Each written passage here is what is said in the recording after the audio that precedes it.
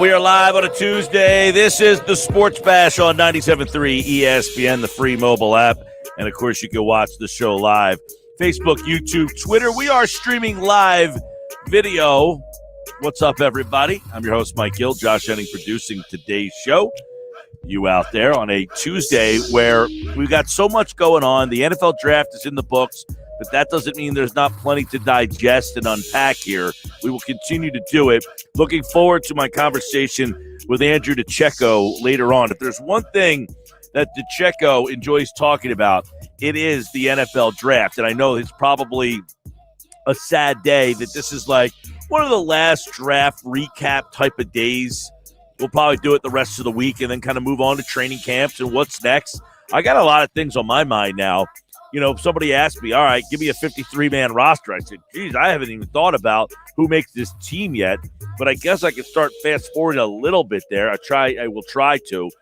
There's an undrafted rookie free agent wide receiver that I like. I'm going to talk about him in just a little bit. I wrote an article about him at 973ESPN.com. Check that out right now. I think the wide receiver room is going to be really interesting, so we can get into that. I do want to get into Howie Roseman and some of the things that he has said recently. I wrote an article about that over at the website. You can check that out on his reasoning, why he decided or the team decided not to draft a corner. They only drafted one corner in this draft, and his reasoning, I wrote about it at 973ESPN.com. Sixers with a win last night. The Sixers season has that feel of like, all right, come on, get me to the playoffs. I know everybody is fatigued on this NBA Sixers season, but there's a lot of meaningful games coming up down the stretch here. They have got to get that number one seed for me to have like full-fledged investment. They have got to get that number one seed. If they're 2 or 3, it's not that I'm not going to care. I just don't think that they can make the NBA Finals unless they're that number one seed. I don't see them winning back-to-back series. By the way, I don't know that I see either Brooklyn, Milwaukee, or Philadelphia winning back-to-back. Whoever's the 2 or the 3, I think they got a tough road ahead. So to me, 1 is the number. You've got to get it. And that's why you can't give up on this season. You can't get fatigued on these last couple games here. You can't do it. They're meaningful. Forget the fact that they struggled on Monday night against San Antonio and went to overtime against a team that was missing 4 starters. They picked up the win. Forget that last night, the Chicago Bulls, who, by the way, had atrocious Chicago Bull uniforms on last night. They look like the Atlanta Hawks. The Chicago Bulls look like the Atlanta Hawks last night. It was awful. But forget the fact that they were missing Nick Vucevic, who kills the Sixers traditionally. And, Zach LaVine was out as well last night. You got to win that game. And the Sixers found a way to do it. I thought late in the game, I thought Tobias Harris made an interesting point afterwards, was, hey, we got a lead. We came out. Our bench blew the lead, and we had to come back in. And he said, instead of saying like, oh, man, we got to come back in the game, is they took it as an opportunity to learn how to play the game with their backs to the wall, getting stops late, and needing to get buckets down the stretch. And he did that, and they did that last night. Sixers got to get that number one seed, and to do it, I don't care if you look bad, ugly. The intensity of a Tuesday night game against the Chicago Bulls is not the same as playing Milwaukee, Brooklyn, Miami, Boston in a playoff series. So I know it's frustrating that you're struggling against teams that are inferior. But it's human nature. Look, they've been up by 20 in these games. They're up by 17. They're up by 20. The starters are doing their job. The Sixers bench, we'll talk to Michael Kaskey-Blomain in about an hour and 18 minutes from now about it. But the bench has got to do a better job in these games, back-to-back, on the road, big leads. They got to be able to hold them. They got to be able to hold these leads so they don't have to turn back to the starters.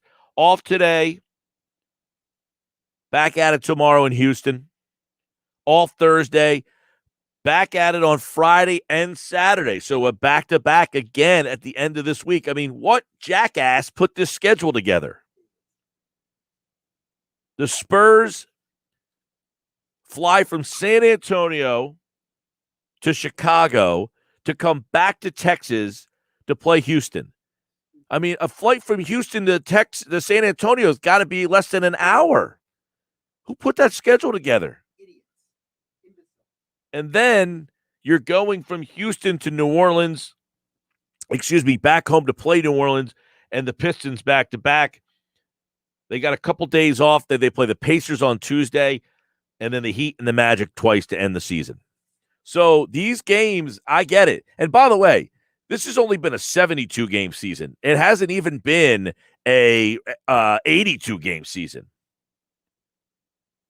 Right? It hasn't even been the full 82, and you're fatigued a little bit. There's been a lot of games jumbled up, squished in. They're playing a lot of basketball. But don't give up on it yet. Don't give up yet. And we'll get into that with Michael Kaskey-Blomain because there's a couple things on the Sixers I want to get into that I think are a little under the radar. We'll bring it up a little bit. Phillies last night, get into them. They win. Vince Velasquez on the mound, who gave up a homer in the first and then kind of settled in last night. I got to give Vince Velasquez credit. I mean, he settled into the game last night, and the Phillies get a win in a night where they have no Rhys Hoskins, no Bryce Harper. The lineup was pretty shoddy last night, and they get a nice win last night against a pretty average to bad Brewers team. But the story for the Phillies is their defense is porous, but they got a lot of other problems. So we'll get into the Phils. I know Frank's got his mailbag up right now, posted at 973ESPN.com. We can get into all the Phillies. Frank is going to be at Citizens Bank Park tonight covering the game. So he will join us for his mailbag tonight at 5:25 live from Citizens Bank Park. So for the Tuesday Frank mailbag, that'll be live from the ballpark tonight at 5:25. He'll be able to go over the lineup and all that stuff, and we'll talk to Frank then. But let's get back into Roseman and what happened with the Eagles over the weekend and now where we are. Because the Eagles had an abundance of draft capital.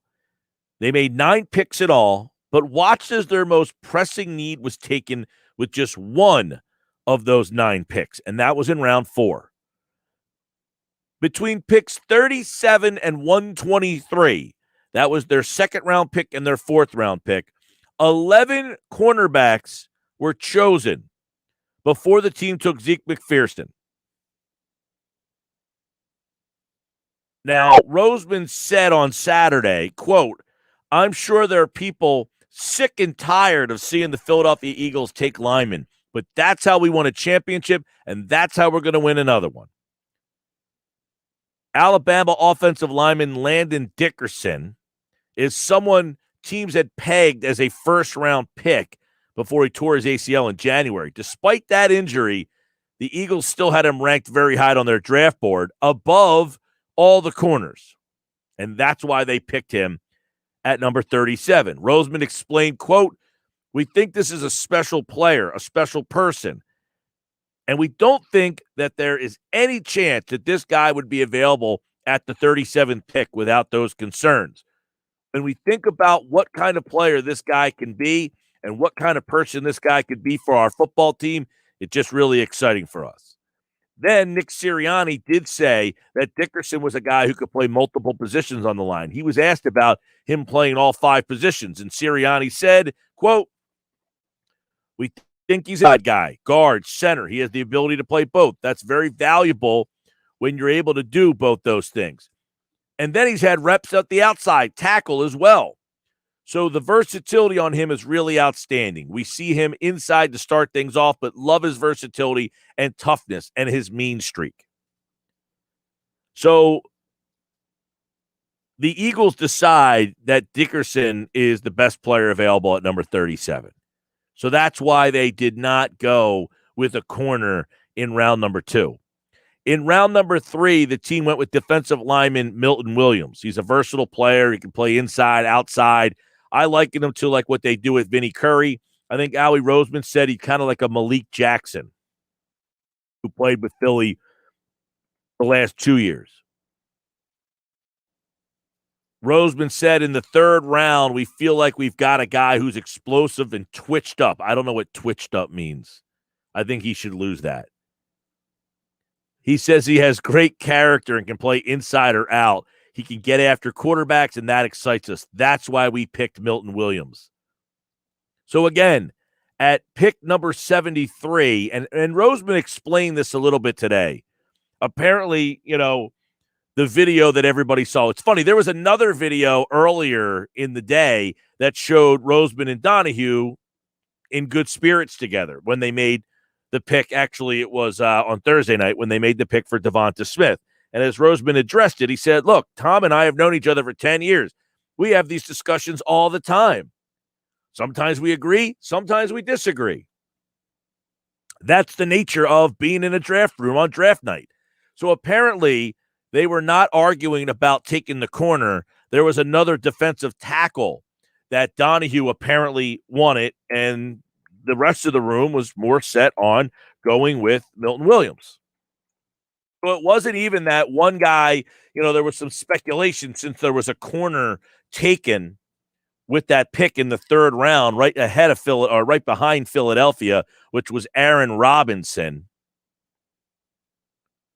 The Eagles moved from 70 back to 73. At 71, the Giants took Aaron Robinson a quarter. And at 72, Detroit took Aleem McNeil, a defensive tackle. The next pick, Philadelphia took Milton Williams. So apparently Donahue wanted McNeil, and the team ended up with Milton Williams. There was a divide in the room. Someone at McNeil, someone at Williams. Not a divide on position. So they had Williams and McNeil both ranked ahead of Aaron Robinson. We'll talk to Andrew DiCecco today to see where he had those rankings and who he had ranked higher, Milton Williams or Aleem McNeil. Me personally, I like Milton Williams better. I think he's a little bit more versatile, and that's why I think Philadelphia took him, because he's an inside-outside guy. I think McNeil is more of a classic 3-technique, play over the nose almost. And they got that player in round number 6. Donahue said, I didn't think we needed another 6-rounder. I have to side with Roseman if he went the other way, because I like the player better, and they got a 6-rounder who ended up being a player closer to McNeil. In fact, if you listen to Ryan Roberts yesterday on our show, he actually liked the Eagles' 6th-round pick almost better than he liked their 3rd-round pick. So fast forward now, what does this mean for the cornerback position? And Roseman said, we don't start the season until September. There are other ways to skin a cat. We just wanted to go into the draft, take the best players, and kind of go from there and see what happens. Before the 2017 season, the team made a trade right before the season. They acquired Ronald Darby in exchange for Jordan Matthews and a 3rd-round pick. With 10 picks in next year's draft, Roseman can go down that road again.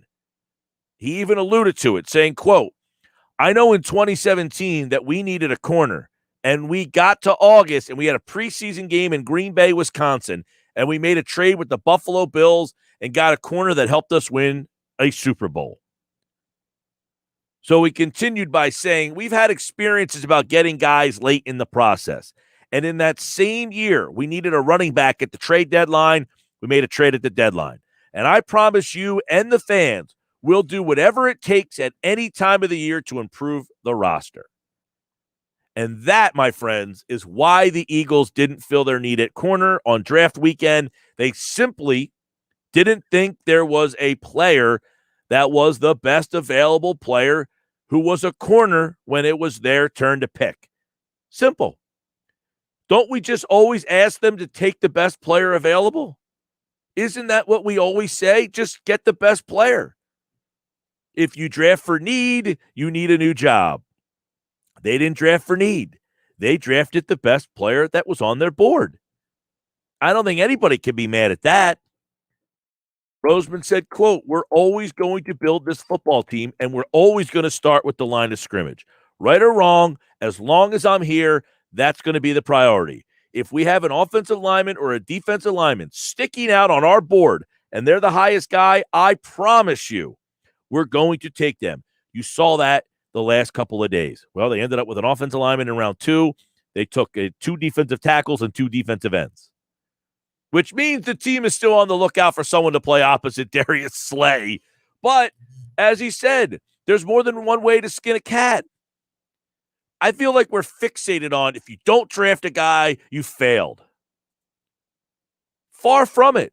The Eagles' Super Bowl championship, like it or not, was not really built through the draft. The Kansas City Chiefs are a team that was not really built through first-round picks. There's a lot of ways you can do it. You can hit on a franchise quarterback.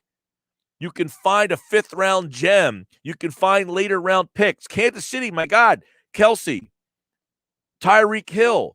These aren't first-rounders. These are mid-rounders. Some teams draft really well high in the draft. We always feel that the only way to build a Super Bowl contender is with first-rounders and second-rounders. This isn't the NBA. You don't have to have a lottery pick and him turn into a superstar. You have to have that happen in the NBA. Virtually almost every team that wins an NBA championship was created through a lottery pick. Different in the NFL. So the Eagles didn't get a corner in this draft. Well, guess what? That just meant there wasn't a guy that 4 weeks into the season you're going to be complaining about. Because guess what? If they took one of these guys and he wasn't good enough, you'd say, he drafted the wrong guy again. So if you end up with Aaron Robinson, guess what? Aaron Robinson's not good enough. So take the better player. You just think, well, they need a corner. Just draft any of these corners. They didn't think those corners were going to help them. All they thought was that you would complain about those corners once you saw them play.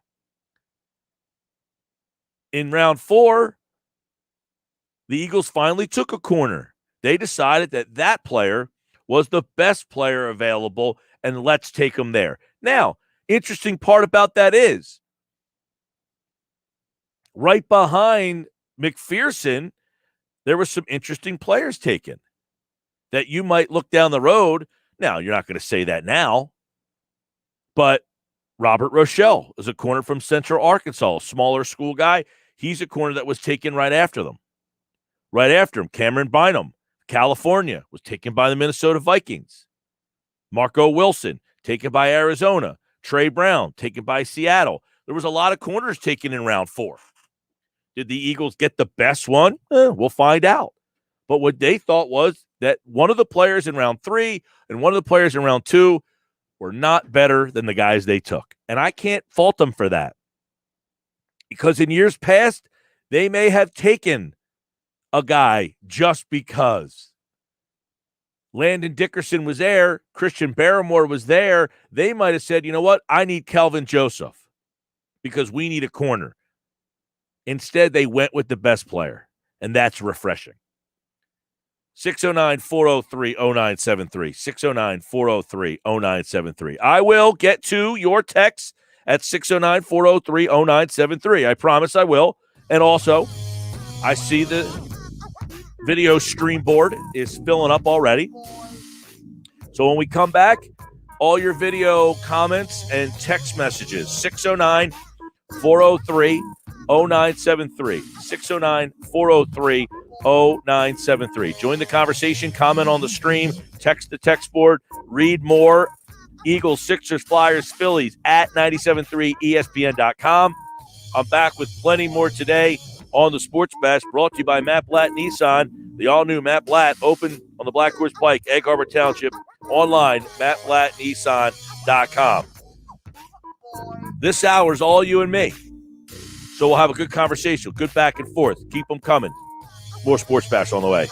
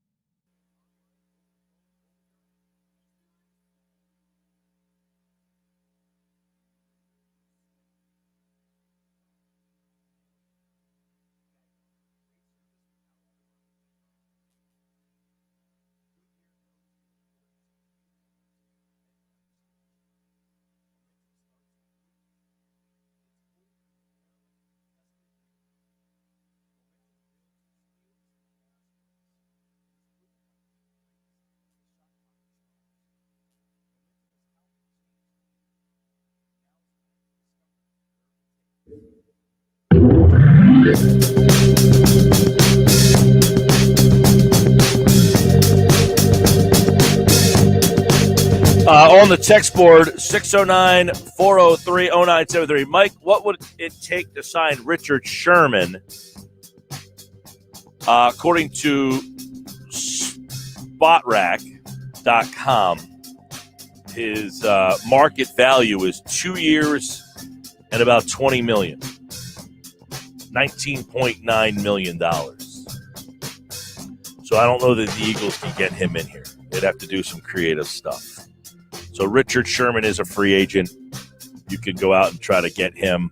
At this point now, there's no more comp picks. So you can sign whoever you want. I think you're going to start to see some movement here in the next couple of days. The second leg of free agency now. 2 years, $19.9 million. That is the calculated market value for Richard Sherman if you were going down that way. I know people have been asking me about Steven Nelson, and I will pull him up here in a second. I want to remind you, the Sports Bash on 97.3 ESPN is brought to you by Matt Blatt Kia.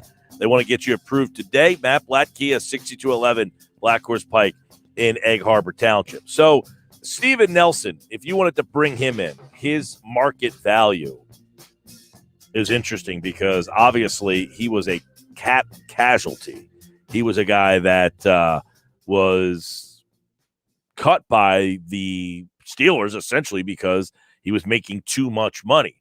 So if you wanted to bring him in, his average salary was only $729,000. Actually, I take that back. That was original contract. His last contract was an average salary of $8.5 million.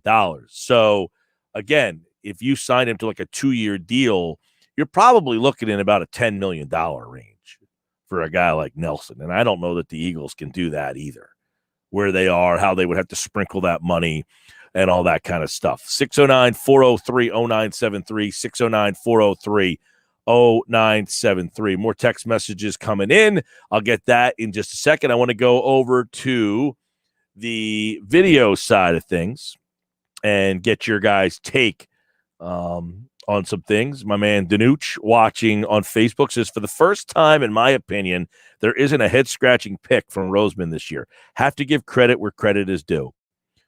Yeah, I mean, I think there's a different regime in there. I think you look at that.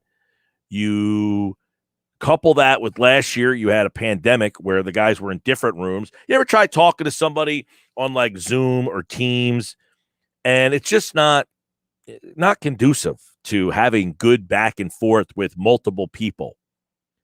You know, we had a town hall meeting at work the other day, and there's like 25 people on a call, and it's a good thought. It's nice to get everybody on the call together. We can't be in the same room, but you can't have good back and forth.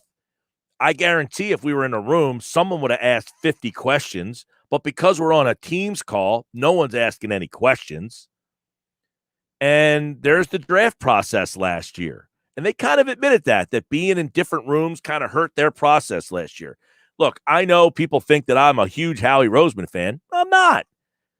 But I think it's a collaborative effort by the Eagles that has been discussed in the past. Sal Palantonio has been on our show and said, Doug Peterson, Howie Roseman, Jeffrey Lurie, those three guys collaborated on the draft. You know, Doug didn't get Howie didn't make a pick that Doug didn't sign off on. Like, yeah, I want this guy or I don't want that guy. They all held each other very appreciative and accountable for winning that Super Bowl. So they all got to say, you know, why did Jalen Hurts get picked? And one of the reasons was they all agreed upon it. They all agreed upon that. People act like, hey, he went out there and made this pick on his own. Not the case. Not the case at all. You know, Sal Pal was on with us, and this was right after the draft last year, okay? This was right after the second round last year. This is what Sal Pal said. This was Doug Peterson's pick. And the dynamic within that organization is they are co-equal partners, Roseman and Peterson. Roseman makes the final call, but he is not going to do anything that Peterson hasn't bought into. That's just not the way it is. Roseman owes Peterson, and Peterson owes Roseman for that Super Bowl trophy that's in his office that we saw on draft night. Simple as that. We want to blame people, but it's essentially we're blaming people because we just don't like them. This was Sal Powell the day after the draft last year when they drafted Jalen Hurts. This was Peterson's pick. He and Press Taylor want to transform this offense. Gosh almighty, they scored 10 points against Seattle in the regular season, lost. Scored 10 points against Seattle in the postseason and lost. They need to be more dynamic and productive, and they need to be more reliable at the quarterback position. And Jalen Hurts does that for them. That was 1 year ago here on the Sports Bash. In fact, it was May 1st of 2020 that Sal Powell was on this show and said that Peterson and Roseman made that pick together and that it was essentially a Peterson pick. So again, it's easy to just go to the lazy route and say that Roseman's wrong and Roseman's the worst. It's just not doing the homework that you need to do. And I get it. Not everybody has access to the homework. So you're just making I would like to call it an uneducated opinion, but it's not your fault that you don't have that information. David, hey, Mike, I didn't catch the whole interview with Roseman. Did he say anything about Ertz today? I did not hear if he did say anything about Ertz today. I did not hear the whole conversation either. Sorry about that. I didn't hear that whole part. I just, in fact, the stuff that I was taking happened to come from his Saturday press conference. So if he did an interview this morning, I did not hear it.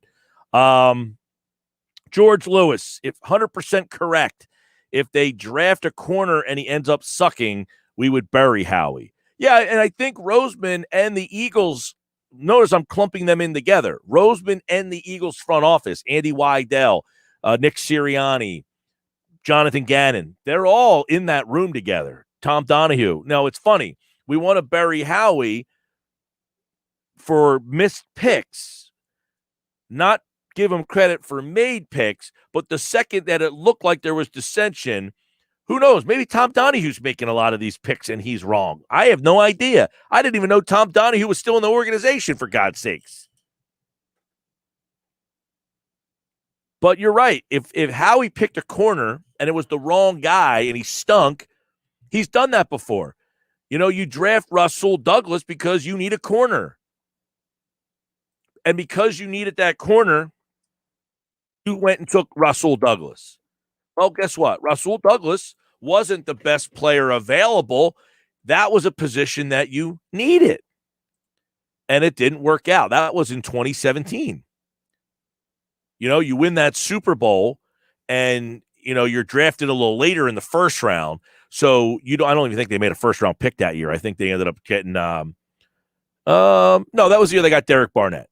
They win the Super Bowl and they draft Derek Barnett, and then they take Sidney Jones. And in the third round is when they took Rasul Douglas. Was Rasul Douglas the best player available? Probably not. He was a corner, and they needed a corner. But you could have made an argument that, hey, James Conner was available. You needed a running back. Why didn't you go James Conner and take a running back? Well, we need a corner. Well, just because you need a corner doesn't mean that corner can play.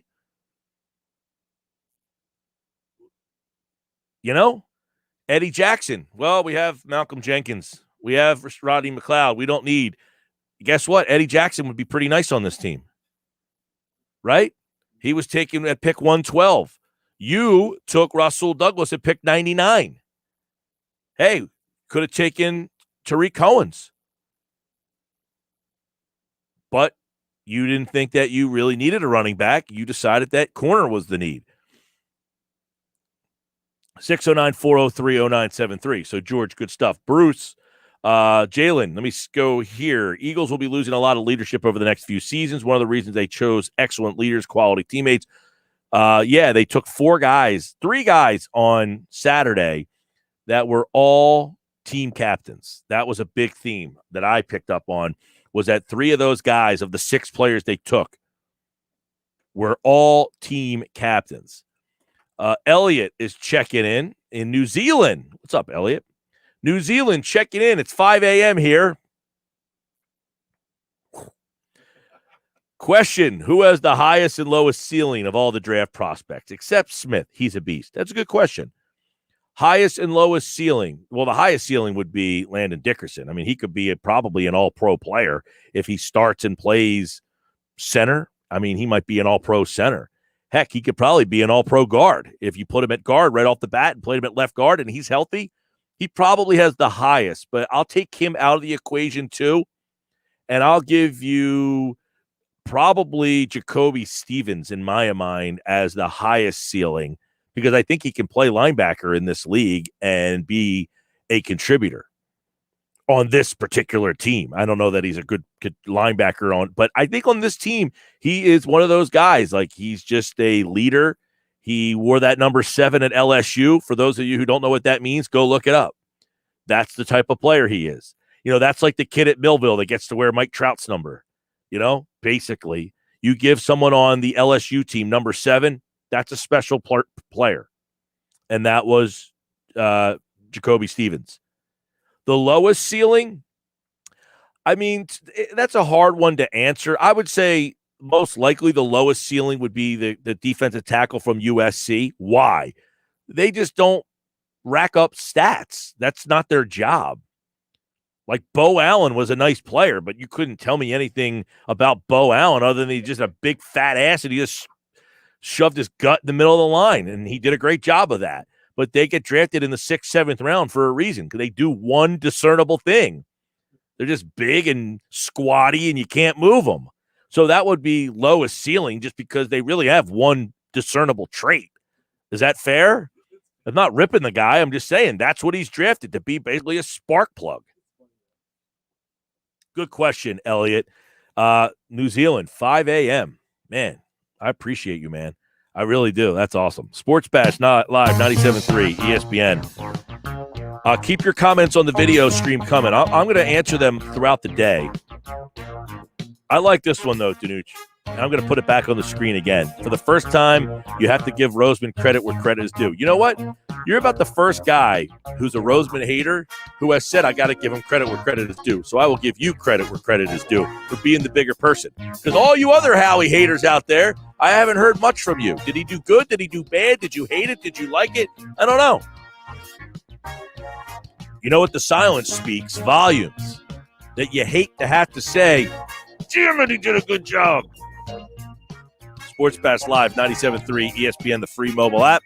I'm back with more of your comments, questions, text messages, 609-403-0973, 609-403-0973. This is the Sports Bash Live on 97.3 ESPN, the free mobile app, powered by First Bank of Sea Isle.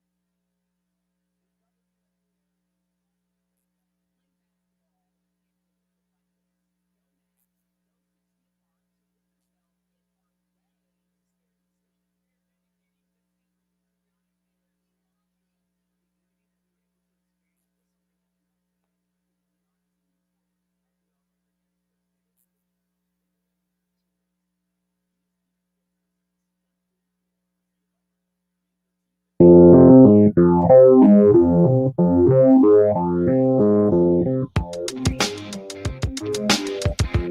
right, welcome back. Sports Bash on a Tuesday. I'm Mike Gill. 609-403-0973 on the text board. 97.3 ESPN.com. Get more on the Eagles draft. Phillies mailbag is posted with this week's mailbag questions and answers from Frank Klose. The video stream continues to load up with questions.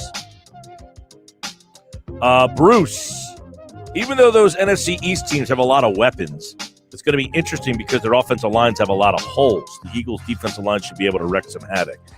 Dallas's offensive line had injuries last year. They're like the Eagles. They had injury problems, and now they're having age issues.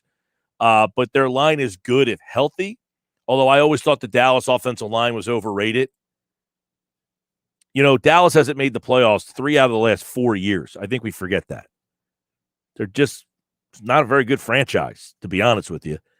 They draft well. I don't know why they're not a good franchise. They draft well. They have talent.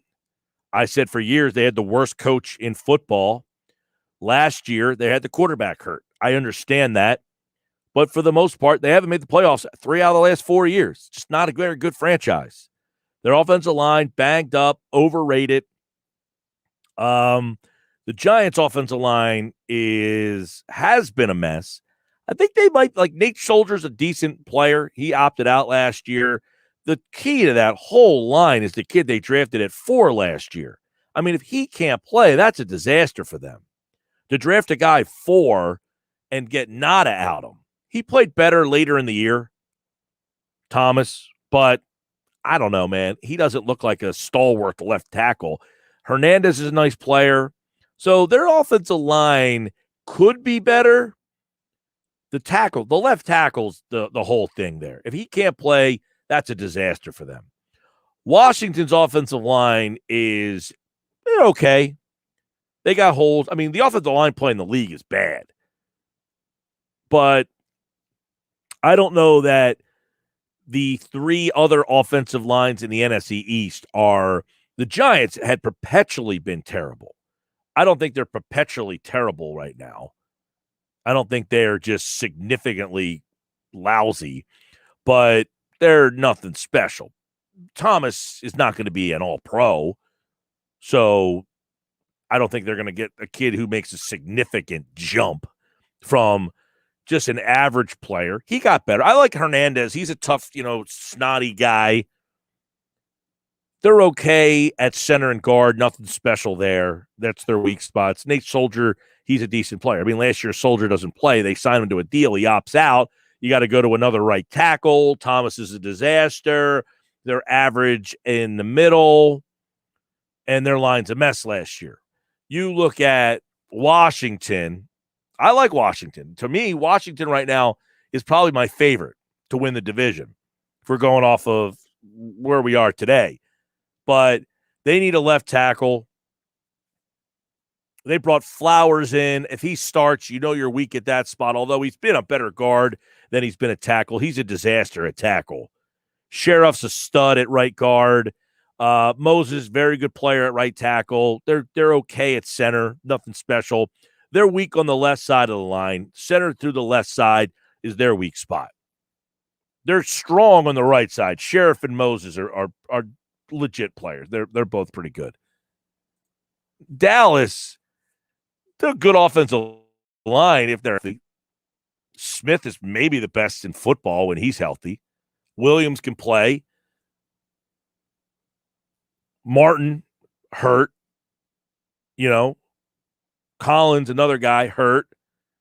You get those guys back, and that's one of the better lines. The problem is, as the Eagles found out, these guys keep getting hurt. Zach Martin, 30 years old all of a sudden. This is a guy that was supposedly one of the better guards in football. Well, now he's 30 years old. He got hurt last year, missed time. You go out to Lael Collins, Tyron Smith. These are guys who miss time because they can't stay healthy. Well, every year, and look, the Eagles are in the same boat. I get it. I'm not writing Dallas off. If they have those guys healthy, that's a very good offensive line. I always thought they were a little overrated. And maybe one of the reasons why they're overrated, in my opinion, is because they're banged up a lot. But Collins, to me, has been a little bit of a disappointment. He was, Tyron Smith is now 30 years old. He's another guy, the guy had a neck injury. Zach Martin had a calf injury. Collins had a hip injury. You lost that whole offensive line last year. So to go back to the comment on the video stream, I think the offensive lines could have holes, but they also could be, Dallas's offensive line, Philadelphia's offensive line, even Washington's offensive line could be okay. I mean, New York's offensive line could be okay. I think Washington might have the biggest holes on the offensive line, believe it or not. Jalen says, Inside the Birds had a quote from inside the league sources about Devonta Smith. Quote, he's an alpha. He's serious about his job. He's no BS. He will transform the wide receiver room. Can't be much of a bigger endorsement. Roseman has been on record to say that even if they traded up to 9 with Denver, and apparently there's some reports that they tried to get up to 9 with Denver, it was not to take the corner. It was to take Devonta Smith. That's how highly they thought of him. So I'm interested to see how far up, if they were at 6, who they would have taken. We'll never find that out. Let's go to this one. Hoarder the Horrific is watching on YouTube. We need to trade for a corner in the last years of their contract like we did with Darby. Yeah, I brought that up earlier. And I think Roseman alluded to that there's more than one way to skin a cat. He brought up the Darby trade. He actually brought that trade up. That's what they'll do. I would imagine they'll trade. And remember, they made trades for extra draft picks in next year's draft. They have 10 picks in next year's draft already. So you have 3 extra picks next year already in your coffers. So I wouldn't be surprised if they do something similar. Hey, we'll give you Zach Ertz in a 5th or Zach Ertz in a 6th. And you give us, the question is, who is that corner that is the Darby? Who is the guy that is on the last year of the deal? That team doesn't need him. I'll try to look up some information on that. Yeah, I saw this, Jalen. Baldy said Landon Dickerson's the best lineman in the draft. No one's close to him. I saw him make that comment, and I said the poor kid Dickerson is going to have that floating over his head now because Baldy's very well respected. If he's healthy, Baldy's probably right. 609-403-0973. Hit me up on the text board as well. Joe Show. What's up, Joe Show? Good to see you. Says fans and media can't define Hurts based off last season's 4 games he played. This team didn't play well regardless. The team seemed to have life with Hurts. I think Hurts was the right move. No, what you can't judge him off the 4 games. Look, I hate to say this. I hate to sound like this guy, but I'm old enough to remember Bobby Hoying playing 4 great games and then being handed the starting job and just absolutely being an atrocity. Bobby Hoying played 4 games and was pretty good, had a monster game in one of them, and Bobby Hoying couldn't play a lick. So absolutely, Joe, can't make any judgment on Hurts from what we saw in those 4 games, other than we know he's a good leader. Whatever we gotten out of what we've seen from him on the field, we know he's a great leader off the field. That's for sure. That can only get you so far, though. Ask Tim Tebow. What else we got? 609-403-0973. 609-403-0973. More of your video messages coming in. Brett is watching on YouTube. Mike, which of these rookies do you see contributing the most early, not counting Smith? That's similar to the question we got earlier, but a little different. Smith obviously would be the one. Which one contributes the most early? I'll give you 2. One would be McPherson because of the position he plays, corner, and he might get the most snaps. Gainwell would be another one. Gainwell's a guy I didn't mention before in ceiling. Gainwell has a pretty high ceiling player, but who contributes the most early? I would say McPherson, Gainwell, and maybe Jacoby Stevens because I think those guys would get the most snaps. Milton Williams, I think, will get a lot of snaps too. I think he'll be the third tackle. And if he's not the third tackle, it would be the other kid from USC. I think one of those two would be the third D tackle. I don't know how Jonathan Gannon's going to use his D tackles. It could be different from the way Jim Schwartz liked to rotate his guys. I don't know that that's the way Gannon's going to go about it. Me personally, I don't care for a rotation like that. These guys are professionals. They don't need to come out of the game. LeBron James doesn't need a break. He doesn't need to sit. Yeah, 8 minutes here, fine. I mean, that's it. These guys are trained to play 60-minute football games. Fletcher Cox doesn't need to come off the field just because some other guy needs to get 8 snaps. Fletcher Cox comes off the field when he feels like coming off the field. That's when you say, hey, Fletcher, you want to come off the field? Do you need to come off the field, or do we want to get a different set of guys in? Joe Show chimes in, says, I actually give Howie a B+.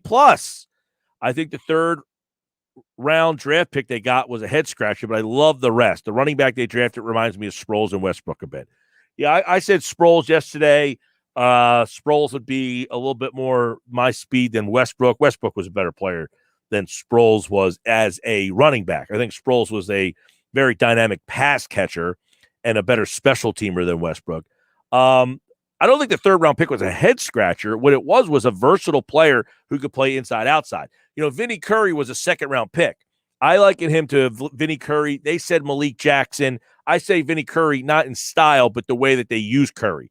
They use him outside, they move him inside as an inside pass rusher.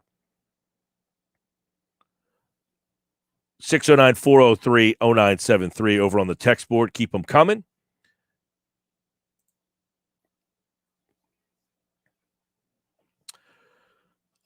Philly sports basher. Come on, Mike. Stop talking Darby type possible player. He sucked. I didn't say a Darby type possible player. I said they made a trade for Darby.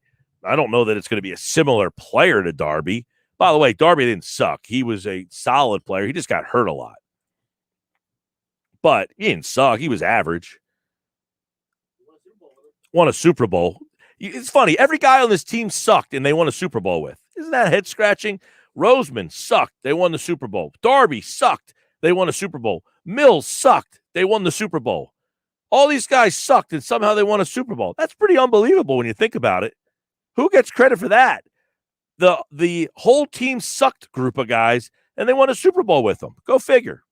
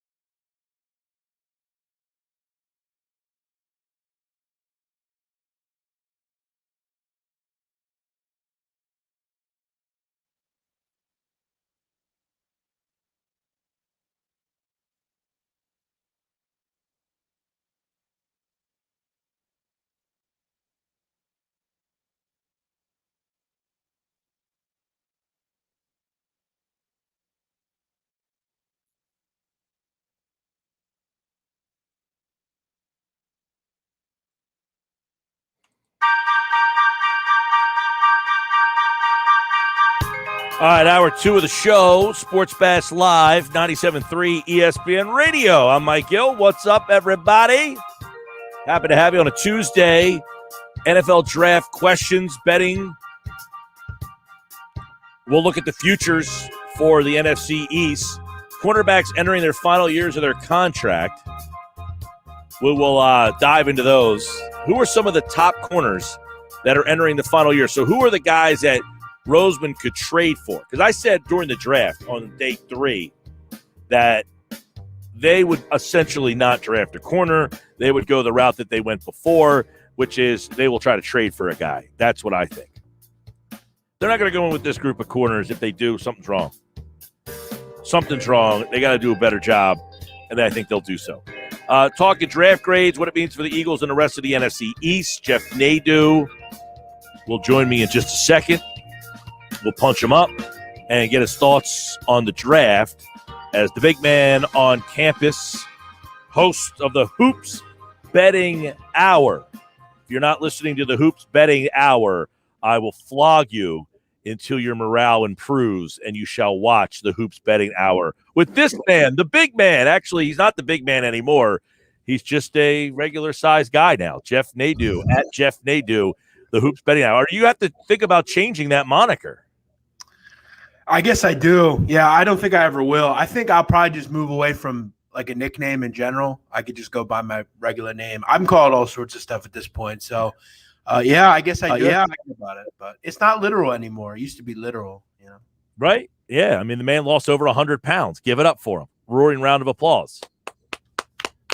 Thank you, man. Appreciate that.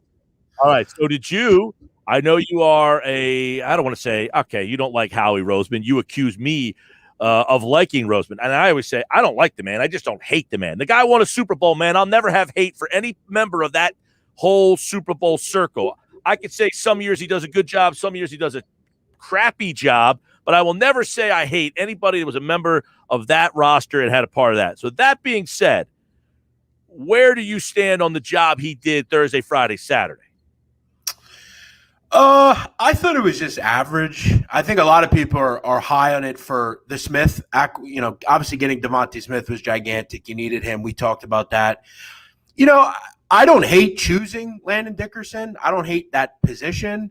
But I guess it's more or less of why at that point you felt the need that it had to be addressed in the second round, especially you take an injured player, not really ideal.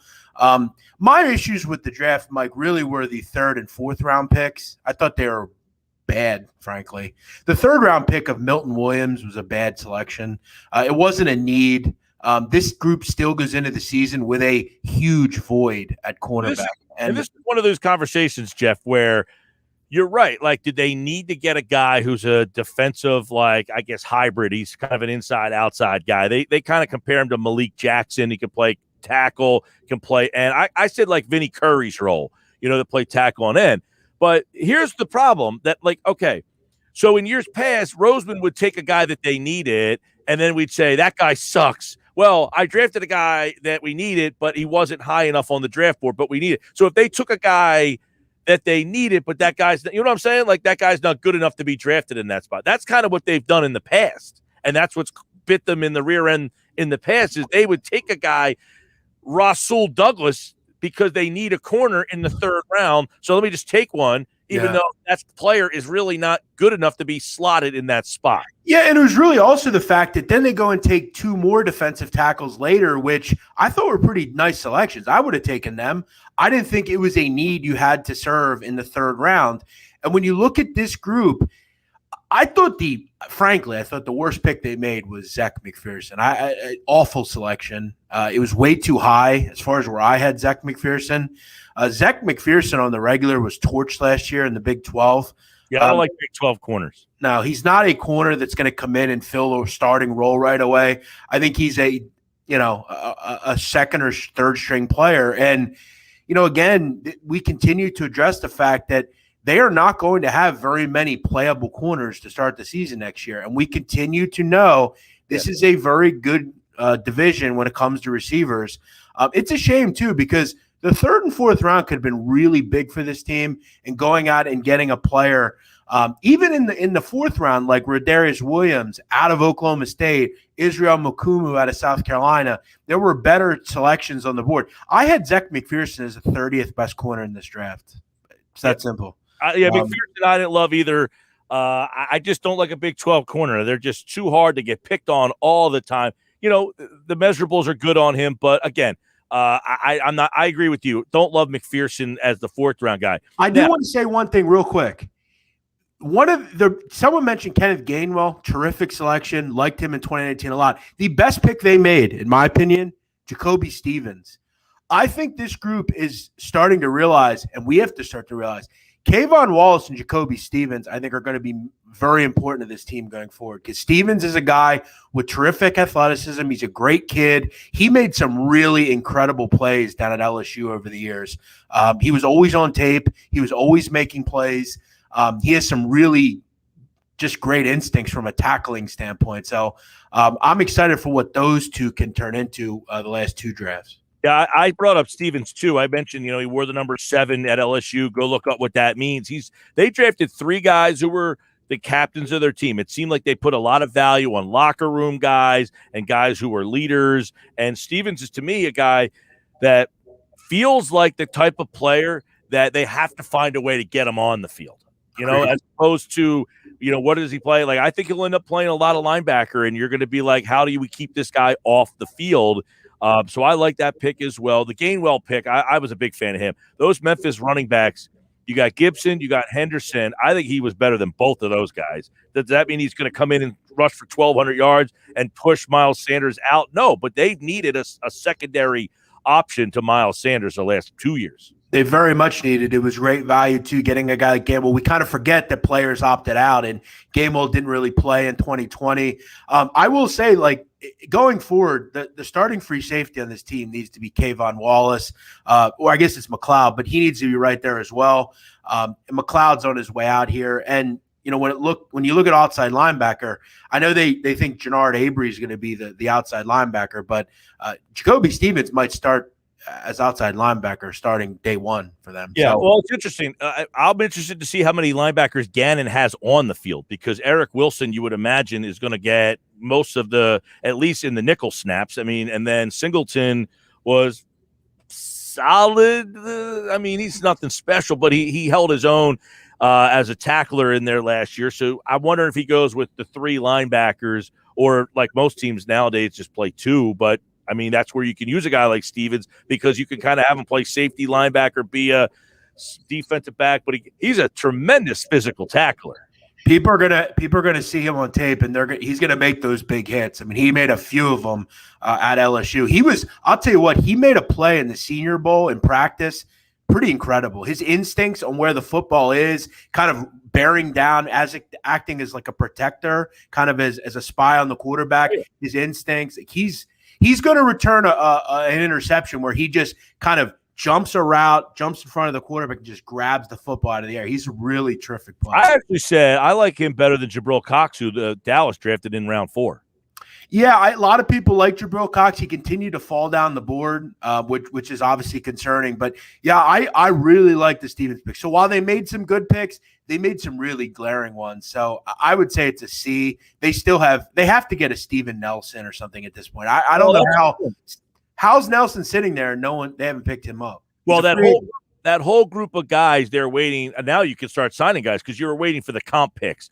Yesterday was the deadline. If you signed a player, you had to give the team a comp pick. You no longer have to do that. So I would imagine starting soon, maybe even today, that you're going to start to see that run of guys. Richard Sherman is available. Steven Nelson is available. But I brought up, and Roseman brought this up too, was he actually told the story the other day in the press conference that in 2017 they made that trade for Ronald Darby in August. So I would imagine they have 10 picks in next year's draft, so they already have 3 extra picks. You could use Ertz and one of those picks for a guy who's on the last year of his deal, and, you make that tight end corner swap, much like they gave up Jordan Matthews to get Darby, just 2 guys who were just, kind of disappointing. Yeah, someone in your chat mentioned Dante Jackson down at Carolina. I mean, all these options are significantly better than what you have. You cannot go into the season with Kevon Seymour and Michael Jaquette in the rotation. It just cannot happen. Were they honorable fill-ins for a game or two? Sure, but you've moved on from people like Cravon LeBlanc and guys like that. So, now it's time to get young in that secondary with Slay. I think you have Wallace. You have guys like, Harris. You got to get younger. You got to get another cornerback in here. No, I definitely agree. They still do not have the starter opposite Slay on this roster. Not close. They're not one of those guys. You can't play Maddox there again, right? You can't play Maddox. LeBlanc is not even here. He's a free agent. I doubt Cole Roby-Coleman is not here either. So, and you can't go down that route again. But Mike, this is why it's so glaring when you make those picks in the third round, when you take a Landon Dickerson who, look, Landon Dickerson is not going to come in and help this team next year. He's just not. And he's coming off an injury. He may never be the same player. You could have got Asante Samuel. You could have got Tyson Campbell or a guy like that. Tyson Campbell was drafted ahead of them, but that's the guy. Or anyone in that area. Asante Samuel, Kelvin Joseph, all those Greg Newsome, guys like that. And it's funny because I was asking a lot of guys about that, and every single person I asked about, they all told me they thought those players were slot guys, and that's why Philly didn't have interest in them, because they need an outside guy, and a lot of teams viewed Samuel that's why Samuel fell to 47, because teams view him as a slot guy. Then do it in the fourth round and take a guy like Melifonwu, who's not an inside guy, or I like the Syracuse kid. Yeah, Melifonwu. Yeah, yep. It was a glaring misstep by them. Yeah, well, I will say this again. I go back to, I'm glad they didn't just take a guy just to take a guy, right? Yeah. And if they just took a corner and tried to play him on the outside and he stunk, and we'd be ripping him for that, you can't win it now. I hate to tell anyone watching this, and what I'm about to say, you are all going to be sick to your stomach when you hear what I'm going to say. Mike, the Dallas Cowboys are going to win the Super Bowl next year. Mark my word. Super Bowl. Yes. See, I think that they're the best team in the division. But you know what's funny, Jeff? I just got done talking about this before you came on. They have had the most talent and been the best team the last 5 years. They've missed the playoffs 3 out of 4. I'm not telling you that a draft fixes teams, but I'm going to tell you right now, they had needs. They have a great offense, as you just said. They have a quarterback when healthy that's as good as it gets. Yep. They made some terrific decisions in the NFL. I mean, Micah Parsons is a complete game changer. He's the captain of a defense. He's an elite player. They have a pass rush. They went out and got one corner and one safety that I absolutely loved. You mentioned Jabril Cox, a guy that can play hybrid positions. I'm a big fan of the Dallas Cowboys. I know people don't want to hear that. I hate the Cowboys, but I feel like their offensive line was a mess last year, much like Phillies, and they lost their quarterback. Their defense was a total disaster. But if they didn't have the problems on offense, even with that defense, they would have won the division. Exactly. And that's where best defensive player in the draft. Yeah, when you look at the division, it was so bad because guys like Dak Prescott were out. Washington didn't really have a significant quarterback for a lot of the season. So, yeah, I think Dallas is going to be very good. The offense ain't the problem. They just need to get a few more stops defensively, and I think they're going to do that with the class they have and some of the guys they brought in. Yeah, all right. Look, I think the Giants, I said just before you came on, I think the Giants, if the kid Thomas, he was a total bust at tackle last year. Soldier's back. I like Hernandez. Thomas is the key for that team on the offense. And of course, Jones. I mean, Jones can't play. Yeah, I mean, it's going to be a way better division. It's going to be, a lot funner to watch. It was ugly at times last year. But look, when you look at futures, again, I know people in the chat are going to knock me. But again, I'm looking at value. I think that the price on the Cowboys is just too high to me. And I think they're right up there, top 3, 4 in the conference. All right, Jeff Nadu at Jeff Nadu, and check him out at Jeff Nadu on Twitter for the Hoops Betting Hour. And of course, what are you doing that every morning now? Yeah, 7 days a week, man. Going over every game on the NBA card. I've really been doing some good things lately in the prop market, and we got 7 more games tonight. So. All right. And, of course, he, like all guests, appeared via the Boardwalk on the hotline. Good chat, man.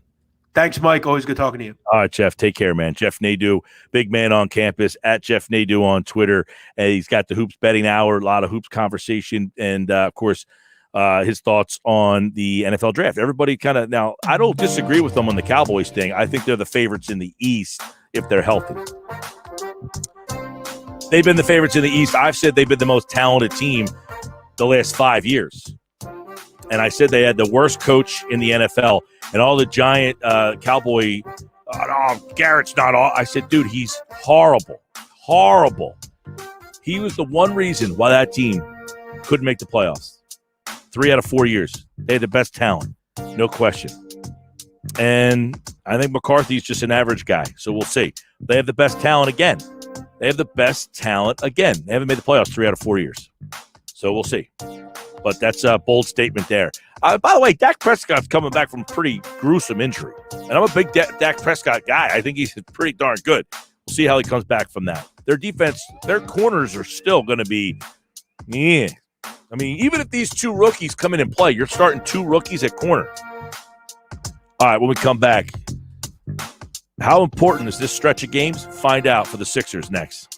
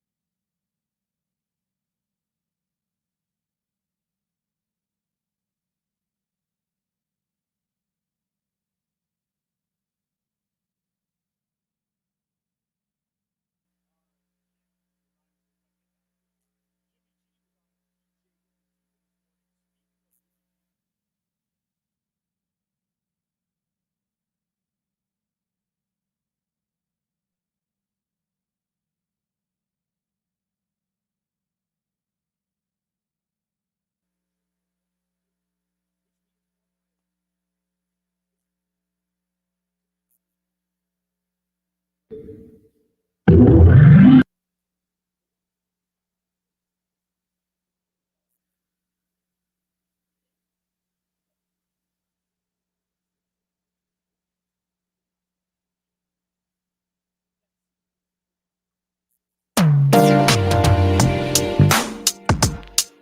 right, MKB's here. A little Sixers conversation inside the Sixers. Of course, they win again last night, 5 in a row. And I know people are getting fatigued from this regular season, but these games are important. These final 7 matter.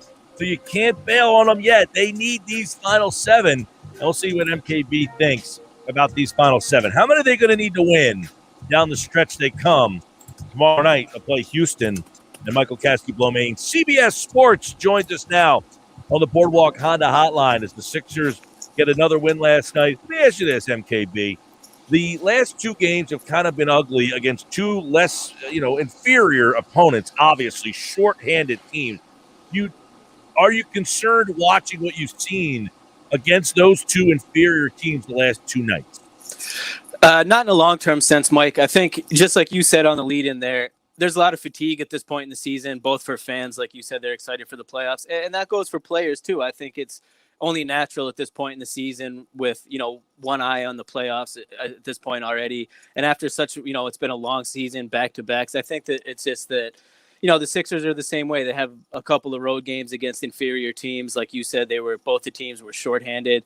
And quite frankly, I think it's just a matter of they kind of, I don't want to say overlooked those teams, but just went into those games expecting that they would be able to dominate and pull out a win. And both times they got off to a quick start and then, ended up having to go down to the wire. I think the positive thing is that they ended up pulling out wins in both of them. It seems like a situation where, the past couple of years, if that happened, they were both road games and we know how much they've struggled on the road in the past. And B, them giving up big leads is something we've seen over previous years, but those times they wouldn't be able to come back or hold off the team and pull out the win. So overall, I don't think it's a major concern. Obviously, it's a short-term concern for Doc. He wants to make sure that he keeps, his guys with their eyes on the prize. But overall, I don't think it's something to, worry too much about heading into the playoffs. Obviously, as you just said, we're down the stretch and a lot of people are like kind of fatigued by the season, but these games are important. How many of these final 7? They've got 1, 2, 3, 4, 5, 6, 7. You're right, 7. How many of these final 7? Like they've won 5 in a row. How many are they going to have to finish out here to get that number 1 seed? I think they can maybe afford to drop 1 or 2 more at most, Mike. They obviously have the tiebreaker with the Nets, and they have 1 full game on them in the standings right now. The Nets have obviously a little bit tougher of a route. They got the Bucks again tonight, and which should be another great game, and a couple other tough ones coming up. I think the Sixers, if they can go 5-2 or ideally 6-1 or obviously 7-0 during that stretch, obviously they'll put themselves in position to get that 1 seed. But as long as I think they go 5-2, 6-1, continue to beat the teams that they should be beating like they have during this 5-game winning streak, I think they'll be fine. Yeah, I know that that game tonight. Who do you got? Who you root for? If you're a Sixer fan, I saw you tweet the other day. You got to be rooting for the Bucks. Who do you root for tonight? Yeah, I think it has to be the Bucks again, Mike. They're 3.5 back behind the Sixers at this point, compared to just 1 for the Nets. And even though the Bucks do have the tiebreaker over the Sixers, unless the Sixers collapse down the stretch, I think there's enough space there between the Sixers and the Bucks that they could feel comfortable and have a little bit of breathing room. The Nets, though, they're still right there. So to me, I think it's a situation where it's another night where you got to be rooting for the Bucks if you're a Sixers fan. Yeah, I know that a lot of people should have their eyes on that game too. If you watch the game on Sunday, let me get your take on that. What did you see from Sunday from the Bucks and the Nets game? The Bucks win that game, and obviously that's a big win for the Bucks. So these 3 teams are obviously the top 3, but those 2 particularly, kind of, what did you see from that Bucks Nets game? I saw the Nets struggle tremendously on defense, especially trying to stop Giannis, and also even trying to stop Chris Middleton and Drew Holiday. And that's been, the number 1 question about the Nets all season. Now, obviously, in fairness, they were without James Harden. You add him to the mix, at that point, maybe there's enough offense that, the Bucks wouldn't even be able to keep up. But, watching that game, I just saw them stick DeAndre Jordan on Giannis with no help and watch Giannis go for 49, basically do whatever he wanted, every single possession down court. And, as a Sixers fan, you can't help but to think, all right, well, if this is Embiid and it's a similar situation and this is how the Nets plan to defend him, you would think you'd have a shot. There's no one on that team that could guard a guy like Giannis. There's obviously no one that can guard Embiid. And if they're not going to double, if they're not going to, send help or something like that, they're vulnerable, no matter how much talent they have on the offensive end. So I think, if they're if they're fully healthy, I think the Nets would probably still be considered the favorites to come out of the East, but, they're not unbeatable. And I think the Bucks showed, kind of a blueprint of a way that a team like the Bucks or the Sixers could potentially go to attack them in a playoff series. MKB, Michael Kaskey-Blomain, the real Mike KB on Twitter from CBS Sports, covers the Sixers in the NBA. Doc said the other night, our guys know that they didn't play right and got away with one. And, that's kind of been, as you mentioned, last night and tonight. Down the stretch here, they're not going to be challenged all that much, though. So is this good that they're not getting challenged a lot down the stretch, or would you rather see them be challenged a little bit more with some better quality competition heading into the playoffs? I think it's a good thing, Mike, if only for the fact that it should help them get the 1 seed, because I think, getting that 1 seed is more important than them having a couple, tough games to keep them on their toes heading into the playoffs. To me, getting that 1 seed, especially this season, the way the conference is shaked out, I think that's of utmost importance. You get that, you avoid having to play, potentially both the Nets and the Bucks. You'd only have to play one, and that would be in the conference finals. So, ideally, you'd probably like them to be tested a little bit more, but this will also give them the opportunity to, not only get wins, but hopefully get their starters some rest. That obviously didn't work out over the past couple nights. It looked like in the first half, potentially they would be able to rest some guys in the fourth quarter. Both times they had to bring them back to close out the game. But I think, moving forward over these last 7 games, if they can, take care of business early, and then get out to the lead, and also get, Joel, Ben, Tobias, and those guys some rest without actually having to have them sit games. I think that's kind of a best of both worlds scenario. I know that tomorrow they'll play Houston, who's a wretched team. They struggled with the Pelicans the last time they played them. They'll play them Friday. Then Pistons, Pacers. The one game should be interesting, the Heat. That's the one team they play that looks like a possible playoff team. That's on Thursday night of next week. I want to get your take on Curry, and I feel like we haven't talked about him all season long. He's starting to shoot the ball a lot better. Yeah. Feeling more confident, more comfortable, knows his role better. Like what? Because this is the Curry they're going to need. Yeah, absolutely, Mike, and it's great to see. And I think a lot of it has been, Seth's had a tough season. He's said it, numerous times to media members after the games in the post-game interviews. He dealt with, an ankle injury for a while, and then the cumulative effects of having COVID hit him pretty hard. It took him a while, I think, to get his stamina back and his wind and his, feel like his old self out there. And I think over this past stretch of a couple weeks, he's really starting to, get back to full form, starting to feel close to 100%. At least that's what he's been saying. And you've seen it out there. I mean, when he's on, he's one of the best shooters in the league. He has a really nice two-man game he's developed with Joel. He's taken, he can handle the ball a little bit. He's not a guy that you want to have the ball in his hands all the time, but he's capable of, initiating some offense for them. And I think Doc, has really been able to kind of take advantage of everything he brings, the floor spacing, the shot creation, and the two-man game. And, obviously if he can continue to shoot like this heading into the postseason, that makes the Sixers, infinitely more tough to guard. And same with Danny Green. Both of those guys have been doing their job the past couple nights, knocking down open shots, giving the team, anywhere between 12, 15, 16 points a night. If you get that from both of those guys combined with, the production that you're going to get from Ben, Tobias, and Joel, and then the bench, that's the team is, clicking on all cylinders at that point.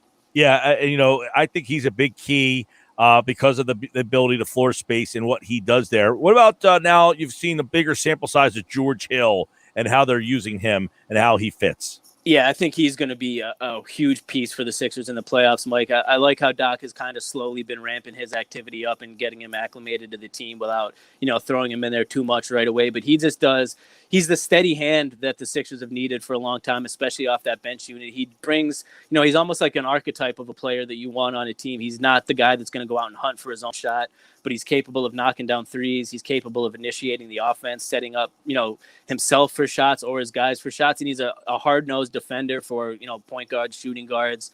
I think he's a guy that the Sixers can trust down the stretch of games to get them into their offense, not turn the ball over, to make wise plays. And for that reason, I think he's, potentially going to be the guy that plays the most off the Sixers bench in the playoffs. I think we'll see him as the first guy off the bench a lot, and I think we'll potentially see him in closing lineups or at least playing heavy minutes down the stretch of, a lot of games in the postseason. Yeah, that'll be interesting because, late in games, Thibault, who obviously defensively with what he brings to the table, he's actually shooting the ball better in recent weeks as well. Hill, Thibault, Embiid, Simmons, Harris, Green, those guys are all pretty nice defensive players. I mean, it's going to be interesting to see how he mixes and matches his five in the final 4 minutes.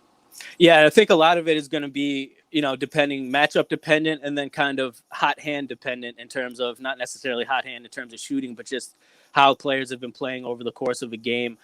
Doc said the other night, which is kind of what I figured for a while, he doesn't necessarily plan to, trim down the playoff rotation in terms of guys are just going to be completely out of action. Like he's not just going to, sit Korkmaz and say you're not going to play unless someone gets hurt. I think it's really going to be a situation where, he's going to go in with the similar rotation that he's used in the regular season, but the starters are obviously going to see their minutes jump up. And then it's going to be dependent on the situation, who gets where. I mean, Dwight Howard's obviously going to be a big part of that playoff rotation as the backup big. And like we were just talking about, I think George Hill will be the first guard off the bench. And then other than that, I think you'll see, if they need an extra defender to play against a team like the Nets, I think Matisse will get more minutes. If they need, extra floor spacing on a team that's doubling Ben a lot or doubling Joel a lot, maybe we'll see Furkan get more minutes. Doc said that, Maxey is still going to figure into the playoff rotation as kind of like the wild card, the guy that you can throw in, and his style of play is different from anybody on the bench. Shake similarly. So I think it's going to be a situation where all these guys are going to play a role in the postseason. It's just going to be a matter of, opportunity and opposition. Michael Kaskey-Blomain, LeBron James said that whoever came up with this idea for the play-in should be fired. Yeah. But it added a little intrigue to these last 2 weeks. It seemed that the teams are embracing it. Yeah, absolutely. It's funny. I mean, you don't necessarily blame LeBron for feeling like that, because I don't think at the beginning of the season he ever would have thought that the Lakers would even be, close to having to play for that play-in spot. Similar to what Mark Cuban said a couple weeks ago. At the beginning of the season, he was all for it, and now his Mavericks are down in that 6, 7, 8 area, and he doesn't like the idea. But from a fan perspective, at least, and like you said, from a team perspective, I do think it's really made this last stretch of the regular season, which can sometimes, just really drag on as teams have separated themselves from the pack. I think it's made it a lot more interesting this season. Even a game like last night, you get the Warriors and the Pelicans, with both teams having something to play for. They're going back at it again tonight. They're both still in the conversation. So, from a fan perspective, I'll be interested to see if they keep going with it. But I do think it's worked in terms of, making these late season games the last 2 or 3 weeks a lot more interesting. Yeah, and I know that in the East, I mean, it's really interesting the way Washington's playing. They've won 8 out of 10. I mean, you've seen them really come on. I would imagine that that's a team that nobody wants to get matched up with in a one game setting. And then the way it is, I don't mind the play-in. Like, I get that whole thing. I don't like that you're playing to be the 7 seed. You've already earned the 7 seed, being the 7 seed. It should be 8, 9, 10, 11 maybe playing to be the 8 seed. Don't you think? Yeah, I agree. The 7 seed, especially if you have a couple, if you've built up a nice few game lead between the 8 or the 9 seed, it does seem a little bit, unfair, I guess, for lack of a better word. And I think it's one of those things where, they'll see how it goes. It's obviously the first year they've used it outside of the bubble. Adam Silver has always been a commissioner that's, down to tweak things or see how things work out. So maybe, obviously, when you have guys like LeBron James, guys like Mark Cuban, Luka Doncic, like big name stars in the league that are publicly objecting to it, I'm sure it's something that will at least get considered over the offseason. But like you said, to me, there's a lot of teams right in that thick of that Eastern Conference playoff picture. The Heat at 6, the Celtics at 7, the Wizards, the way they've been playing, there could be some tough matchups for the Sixers in that first round, depending on how things shake out. Well, that play-in right now would be Boston versus Charlotte, Indy versus Washington. The loser of the Boston-Charlotte game would play the winner of the Washington-Pacers game. You could easily see Washington beating the Pacers and then beating Charlotte and becoming the 8th seed, right? Yeah, absolutely, especially the way they've been playing recently. And then you have a situation where, I mean, the Sixers would obviously still be favored, but it's the first time all season the Wizards have really been at full health. Westbrook's been on another level, and that would definitely not be an easy out for the Sixers in the first round. All right, Michael Kaskey-Blomain, CBS Sports at The Real Mike KB, and he, like all guests, appear via the Boardwalk Honda Hotline. He is the Tuesday edition of Inside the Sixers. Next week, when we talk to Michael, they'll be playing the Pacers, and we should have a pretty good indication of what they look like in those standings. But they are currently one game up for the number 1 seed over Brooklyn. They do have one game at hand over Brooklyn down the stretch here. So Philly 44-21, Brooklyn 43-22, Milwaukee 40-24. So it should be an interesting race for the top spot. All right, MKB, good to see you, man. You too, Mike. See you next week.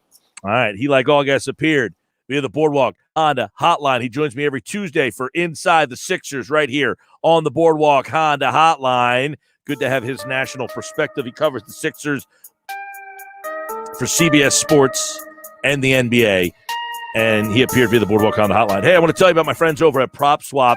It's a great time to prop swap. If you haven't got in on Prop Swap yet, here's a chance for you to start. World Series odds are out. NBA Finals odds are out. How about this?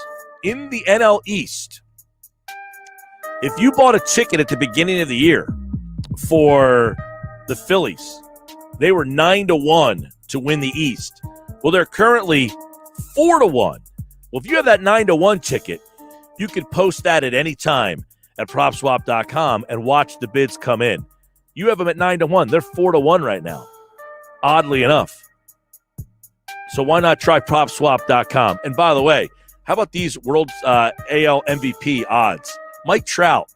Have you seen this stat about Mike Trout? He's been up about 100 times. He's been on base over 50 times. I mean, it's been unbelievable the way he started.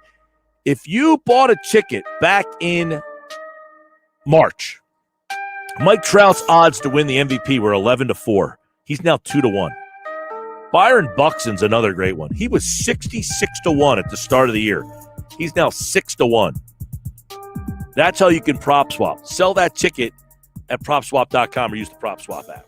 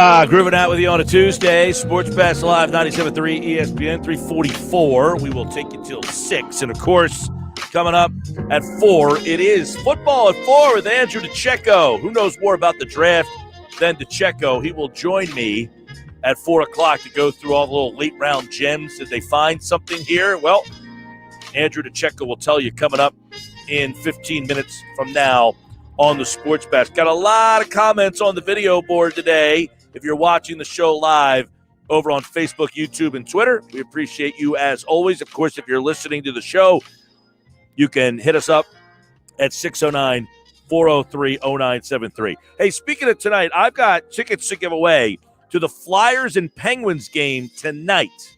It's a family 4-pack of tickets. I've got 2 4-packs to give away for tonight's game. We'll email you the tickets so you don't have to come pick them up. We'll send them to your email. Boom, just like that.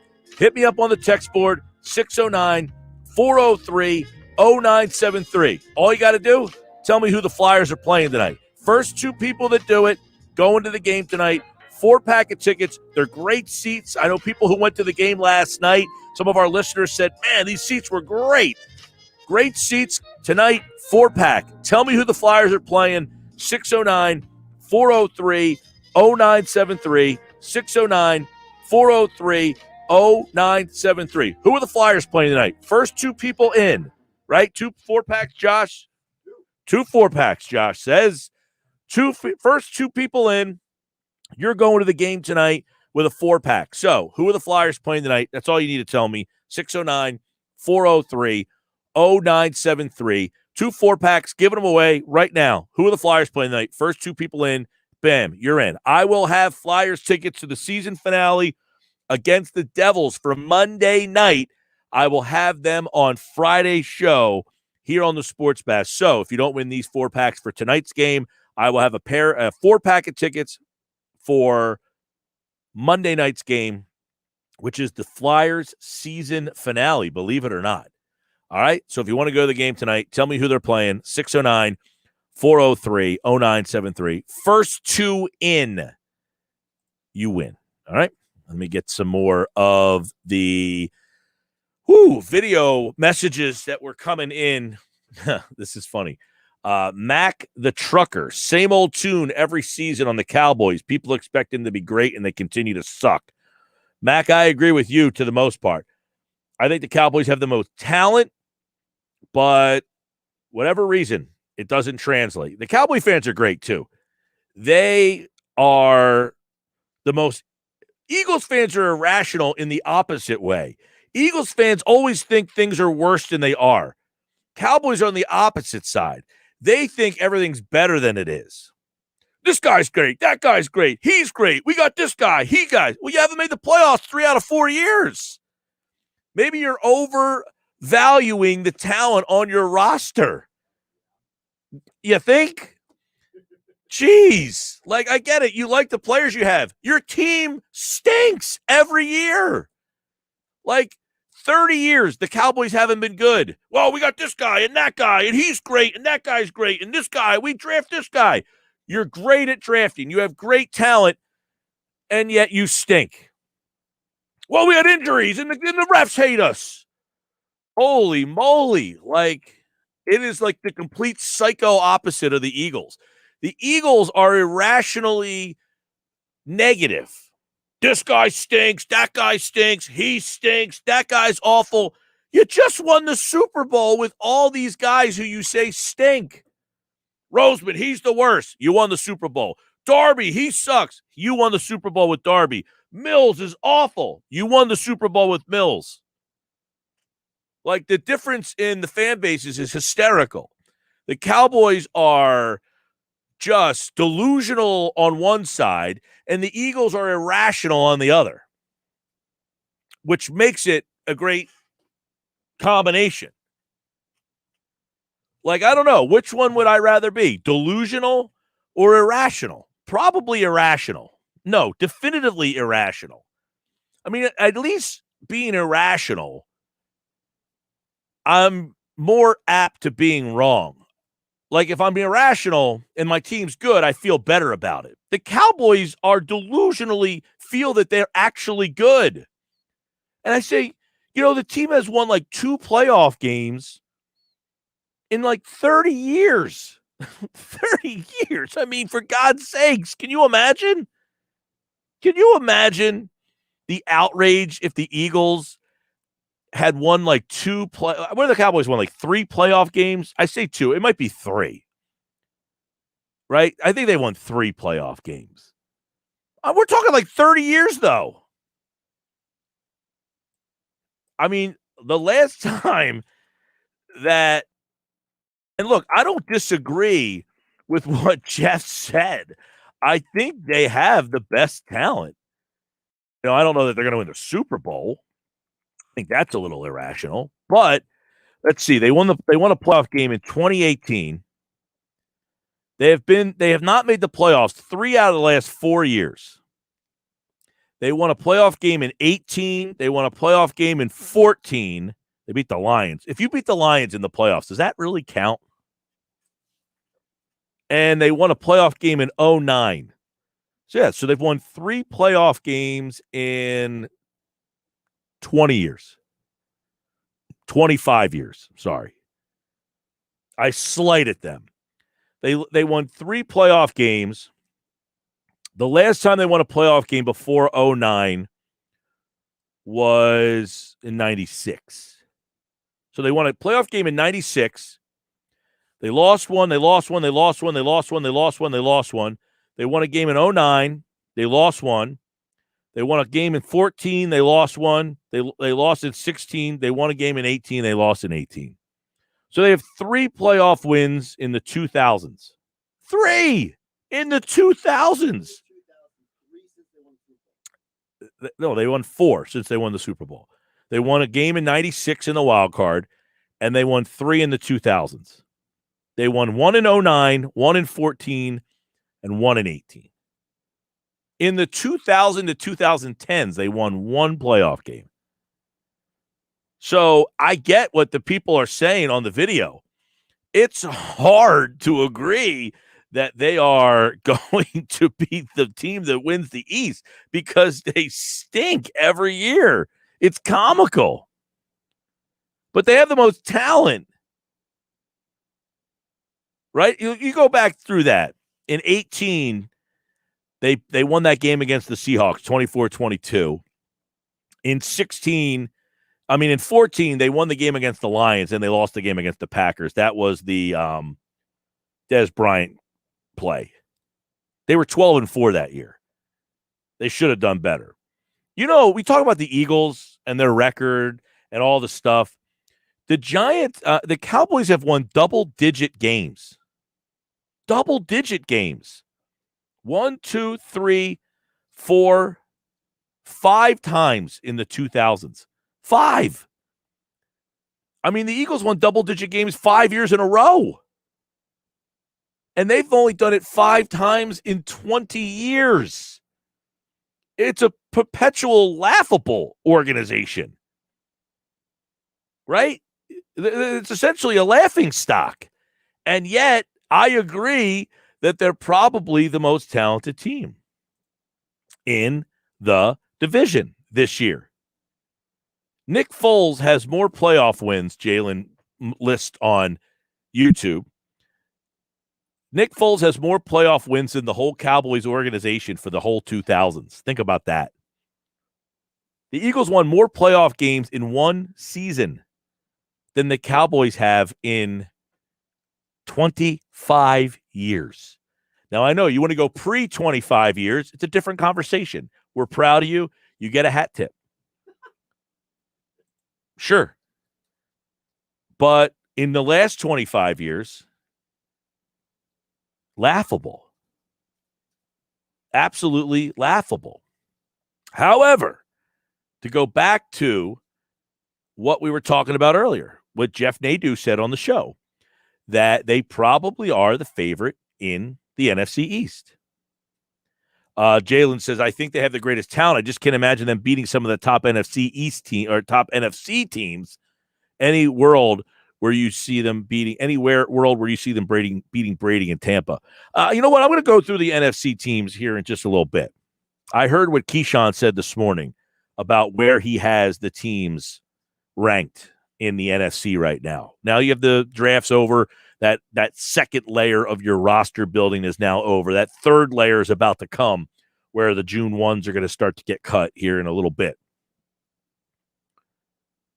So I don't disagree. I would say right now the NFC East would be Dallas, Washington, New York, Philly, possible in terms of rosters.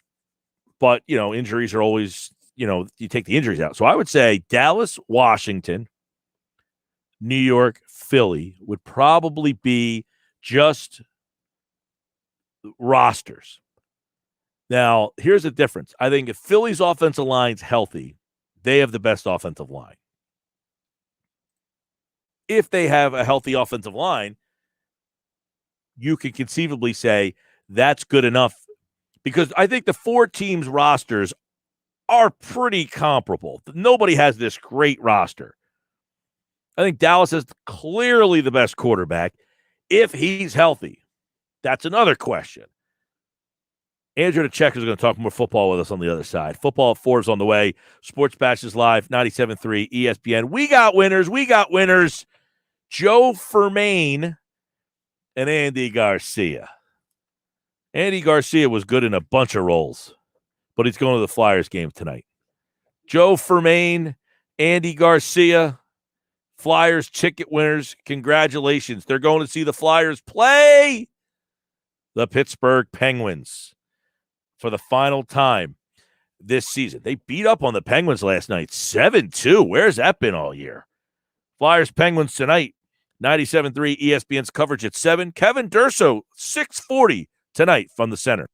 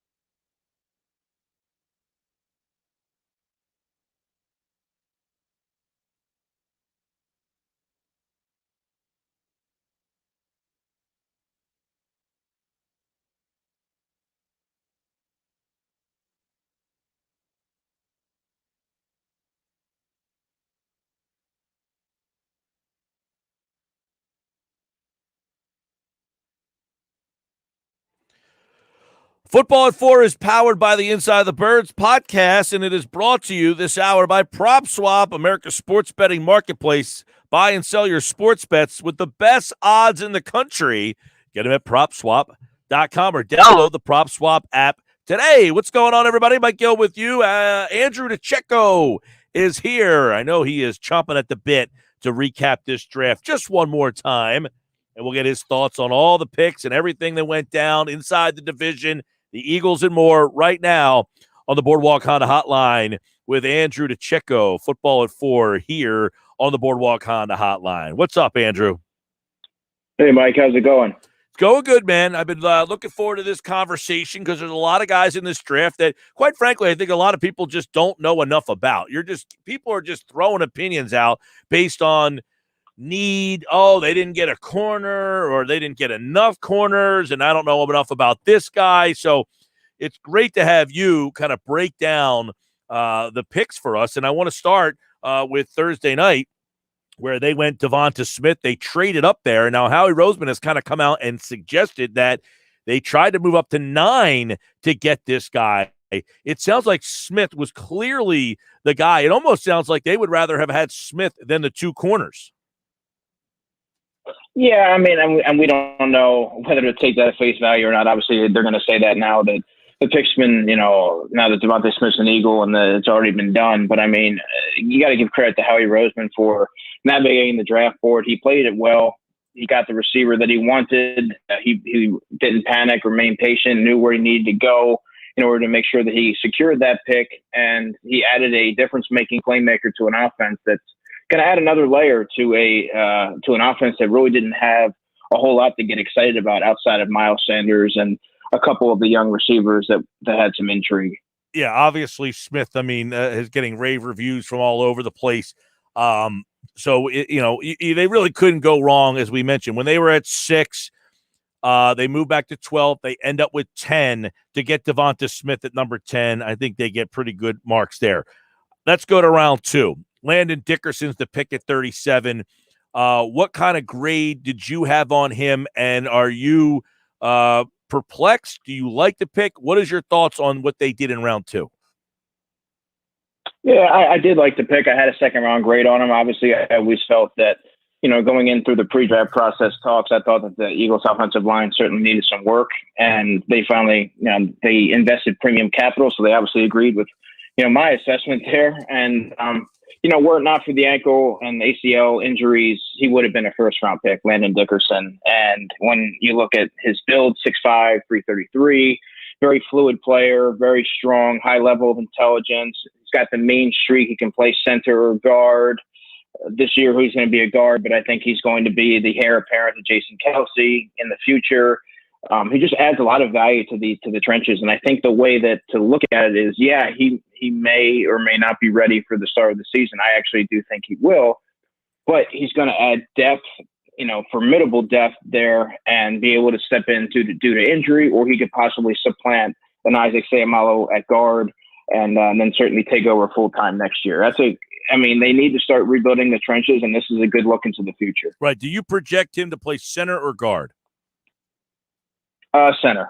Center long-term, guard this year, obviously. All right. Andrew DiCecco, Football 4. Round 3, another controversial situation. They have 70. They move back to 73, and they go with Milton Williams, a guy that smaller school. And then, of course, you hear the way he tested, and that started to raise some eyebrows. You hear the name Aaron Donald. What kind of projection did you have for him? What can you tell us about what happened in round 3 in terms of, did you like the pick? Because that's where, a bunch of corners went a little bit later on in round 3. Yeah, I like the pick. I had a late 3, early 4 round grade on Milton Williams. He was a pre-draft riser, largely due to his last 2 seasons at Louisiana Tech, where he was just a disruptive monster on the interior, and coupled with his outstanding testing numbers, that was, to be expected that he was going to climb up draft boards. One thing I didn't really understand was a lot of the backlash that the pick sort of yielded. I'm not sure how many people out there really studied up and watched a ton of Louisiana Tech tape in order to formulate an opinion such as that. But I can tell you from someone who has studied Milton Williams, there's a lot to like with him. He's always 6'3", 284, but he can play inside, he can play outside.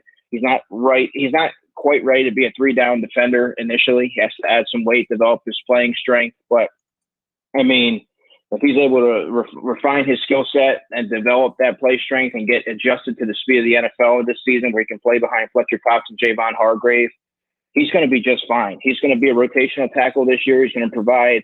He's going to be playing on the outside and then kicking inside on passing downs, as I understand, which is, any quarterback will tell you that on passing downs, having that pressure up the middle is the most frustrating to them, because it inhibits their ability to step up in the pocket, and it kind of knocks them off their spot. So I think that's a very valuable selection there, and something that's kind of, it didn't, people on the surface, it may not look like it might be a head scratcher, but it's a need when you look at the financial investments that are there with Javon Hargrave and Fletcher Cox. I mean, defensive tackle is going to be a position of need in the coming years, and I think they've adequately addressed that. All right, Andrew, let me ask you then. In round 2, they take Dickerson at 37. The next corner was Kelvin Joseph at 44.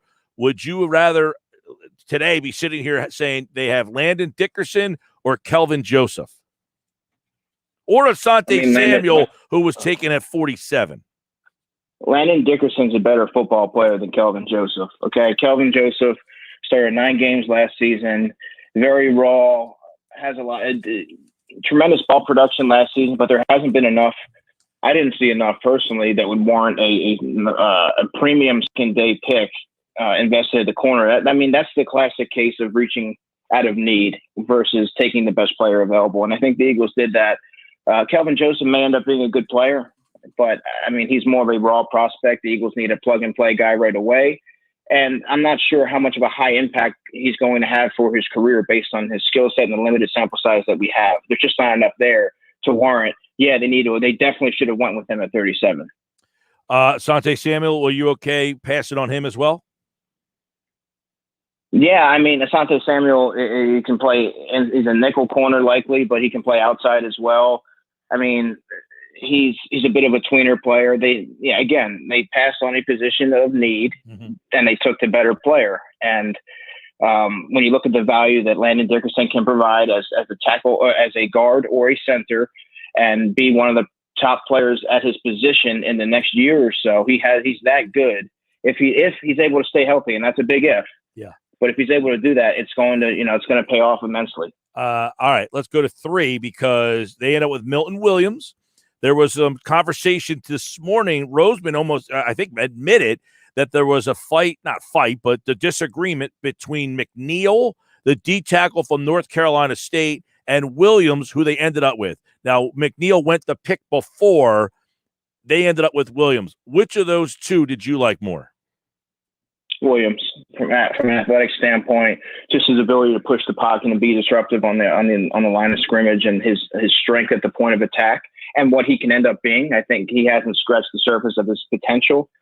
And I think McNeil is going to be good for other systems that, kind of implement or require a stout nose tackle to hold that point of attack and be a force against the run. I think there should be a premium placed on pass rushing defensive tackles such as Milton Williams. And you saw him sort of climb up draft boards, and it caught a lot of people by surprise coming off the board at 73. All right, then let's look at the corners in that round, because some people thought Aaron Robinson, you were at 70. Should you just stayed at 70, taking Aaron Robinson? You had St. Just. You had a couple other guys that were drafted right in there. You had a run of guys late in the third, but like ending up with Milton Williams, or would you have said, stay at 70 and go with Aaron Robinson? I think it's important to take the projections into account. Or with the Eagles, how the Eagles view these corners, they may very well have viewed them as cornerback twos, maybe third corners on a defense, and they may view Milton Williams, like many do, to be a starting caliber defensive tackle. So the Eagles have put such a high emphasis on the trenches that it makes a lot of sense. And when Williams can provide depth at defensive tackle, and at end, I mean, it's kind of a no-brainer given their history of fortifying the trenches and kind of prioritizing that. Yeah, I know there's a run late in the third. A lot of those comp pick areas as well. You had Nashawn Wright went to Dallas. Elijah Molden went to Tennessee. Ambry Thomas went to San Francisco. Brandon Stevens went to Baltimore. All the players you mentioned are all relatively around the same skill set, same ceiling, I would say. So, I mean, I don't know that they would have made as big of a difference as some may think. Right, yeah, and I think that's the thing, Andrew, that I'm glad that you are kind of breaking this down. You know, it's one thing to hear it from me. You're a guy who studies the draft and has done this. You're already looking to next year's draft, I would imagine already, if I know you, and I know you're already probably looking at 2022. But a lot of these corners were inside slot nickel guys, and the Eagles they don't need that position. Right, and when you really dig down, get down to it and really dig deep and look at the prospects, that's really what you're getting. I mean, you got a Zach McPherson in round 4, which is fantastic value. But I mean, how much better are the guys that went in round 3, right around the time where Milton Williams went, compared to Zach McPherson? I think the Eagles got great value, and they got a starting caliber defensive tackle at 73. I think they played the boy really well, and I think sometimes, casual casual draft fans, they get enamored with the name or the school or whatever. I've always told to scout the player, not the helmet. And you got to go by the traits and the ceiling that they have. I love that comment there. I laugh. People say they don't have any Alabama players. Well, they did. Chance Warmack, and he stunk. So it doesn't mean just because you went to a school that means you can play. Scout the player. I like that. McPherson, 4th round. I'm not huge on McPherson because I personally, Big 12 corners are just hard for me to evaluate. They get picked on a lot. Very athletic, but looks like he has the skill set to be an outside corner more so than an inside corner. Yeah, and when you're looking at looking at a player of his mold, you have to look at traits, right? His stats may not look super gaudy based on just the style of play that comes. The Texas Tech, they're always in these shootout games and things like that. So, of course, you're going to get exposed a little bit. But, I mean, when you really look at it, he has exceptional short area quickness, very good instincts, eye discipline, very smart player, and he's tough. He's going to give up some size more often than not on ball carriers. But, I mean, his tackling can be inconsistent because of that, Mike. But I think that they really got a fundamentally sound corner. And I think he's going to naturally fit in the slot. I think he's going to challenge or unseat right away Kevon Seymour and Craig James, who are currently in that 3rd spot right now. But, I mean, I think he's going to be more of an inside corner at the next level. I still think that they need to address the perimeter in a big way, via trade or free agency in the coming months. Yeah, and I know Roseman alluded that there's many ways to skin a cat. He brought up the Darby trade a couple of years ago. I would anticipate they go back down that route. They trade for a veteran guy, or they sign a veteran guy who's still out there. Let me get your thoughts on Kenneth Gainwell in the 5th. Oh, yeah. I mean, he wasn't supposed to be there in the 5th round at 150, and I don't think he would be either. So they went with the running back there, and they got another tremendous value pick there. And I would say, yeah, the power running game was eliminated a crucial dimension from the offense that season. That was evident. But they have Jordan Howard for that. If he can kind of tap into his ability that he's shown over in the past with Chicago and his first season with Philadelphia, they'll be fine in that area. But what they really lack was a dynamic running back. Boston Scott was a nice story, wasn't quite the answer. And he really got exposed for his limitations when he had a larger sample size where he needed to shoulder some of the burden with Miles Sanders limited to just 12 games last season. But I mean, I kind of view Kenny Gainwell as a Austin Eckler, Tony Power, Naheem Hines type of player, just a natural pass catcher with good vision, balance, and burst. He's going to be a change-up runner. He's not going to get a ton of carries, but I mean, he's only 5'11", 191, but don't let the size fool you. He is a little bit chiseled. He can handle a little bit more volume than say a Boston Scott can. So, if Miles Sanders should miss some time, Gainwell is going to be a competent replacement there. And I just think that he provides so much more big play ability and gets north and south in a hurry, doesn't fool around the line of scrimmage, and he can pull away from defenders. That's just a great value pick and something that they desperately needed. Yeah, I was a big fan of that pick. I like Gainwell better than I like the former 2 Memphis guys, Gibson. And let's not forget, Gibson went in round 3 last year, and Gainwell was the starter there. Gibson only had, I believe it was 30 some touches last season. I think he had 70 overall touches as an offensive weapon in his last season there. And Gainwell was the feature back. Yeah. So, I mean, they got great value there. Yeah, oh no, I agree. I like Gibson a lot in Washington. I like Gainwell way more than I like Gibson as a player in the league. And I like Henderson too. And he was a nice player for the Rams, but I think Gainwell's better than both those guys. And we bring those two up because they all played at Memphis together. 3 defensive players in round 6, Andrew. Kind of give us your thoughts on they get a tackle, they go defensive end, and then they go with a linebacker safety hybrid. Sure. Well, we'll start with Marlon, the defensive tackle from USC, another player that should not have been available at 189. I had him as a late third round pick. I knew the Eagles really liked him throughout the pre-draft process. Obviously, Milton Williams was available when they were on the clock at 73, and I think that the value there was too much for them to pass on, and I think that they didn't expect him to be there in round 6, so they double-dipped at defensive tackle, which, looking down the line, that's going to be, they need to make some changes at that position. They don't have a whole lot of youth there they can count on. Great value. And, he's not, I think he goes about 6'1", but he's a little bit heavier than Williams. He's about 315 or so. Not particularly forceful at the point of attack, but he has great athleticism, quickness, first step explosiveness, overall fluidity. Started for 3 years for the Trojans. I think he's going to be best suited for a rotational role. I think he could be a DT5 and depending on whether the Hassan Ridgeway situation, you could very well leap over him on the depth chart and be a DT4. But there's going to be potential there for him to step up and seize a roster spot if he plays to his potential and doesn't have any setbacks in training camp. Teron Jackson was a player I really like from Coastal Carolina. Not the twitchiest, not the most explosive, but I mean, he's just so strong and he wins with leverage and tenacity. And he was there, he was the defensive heartbeat for Coastal Carolina last year and really stood out in so many different games that they had. And I kind of when you look at the people that are in front of him, I think Joe Osman's going to be his top obstruction to a roster spot. He's nowhere near the same, doesn't have anywhere the same upside that Teron Jackson has. He's not going to beat you. He's not going to wow you with athleticism, but his work ethic, his power, his toughness, his tenacity, that's the type of player that you're getting with him. He's going to be a good rotational player for the Eagles if he manages to stick. And then Jacoby Stevens is a little bit interesting because he's 6'1", 212. I think he can add another 5 to 10 pounds to his weight and still carry that. He's not the best, not the quickest processor, doesn't play with tremendous anticipation, doesn't cover especially well downfield. But I do think that his sideline to sideline range and his ball skills and are really best suited for linebacker, which is what I think that he's ultimately going to be playing, a hybrid linebacker role. And he's certainly not a short roster spot, but you have to like his odds if he can become a core special teamer and endear himself to special teams coordinator Michael Clay.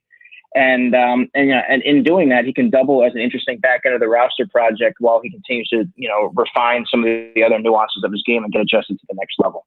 And then the 7th round pick, another interesting player when you get a guy as productive as Patrick Johnson at Tulane was. Yeah, Patrick Johnson, another productive pass rusher. I thought he would be better suited if he went to a team that employs a 3-4 alignment. I think he'd be a good 3-4 stand-up linebacker. He's 6'2", 240, closes on the football extremely well, dissects plays very well. He's a sharp-minded football player, 21 sacks for the Green Wave and over his career, 35 tackles for loss.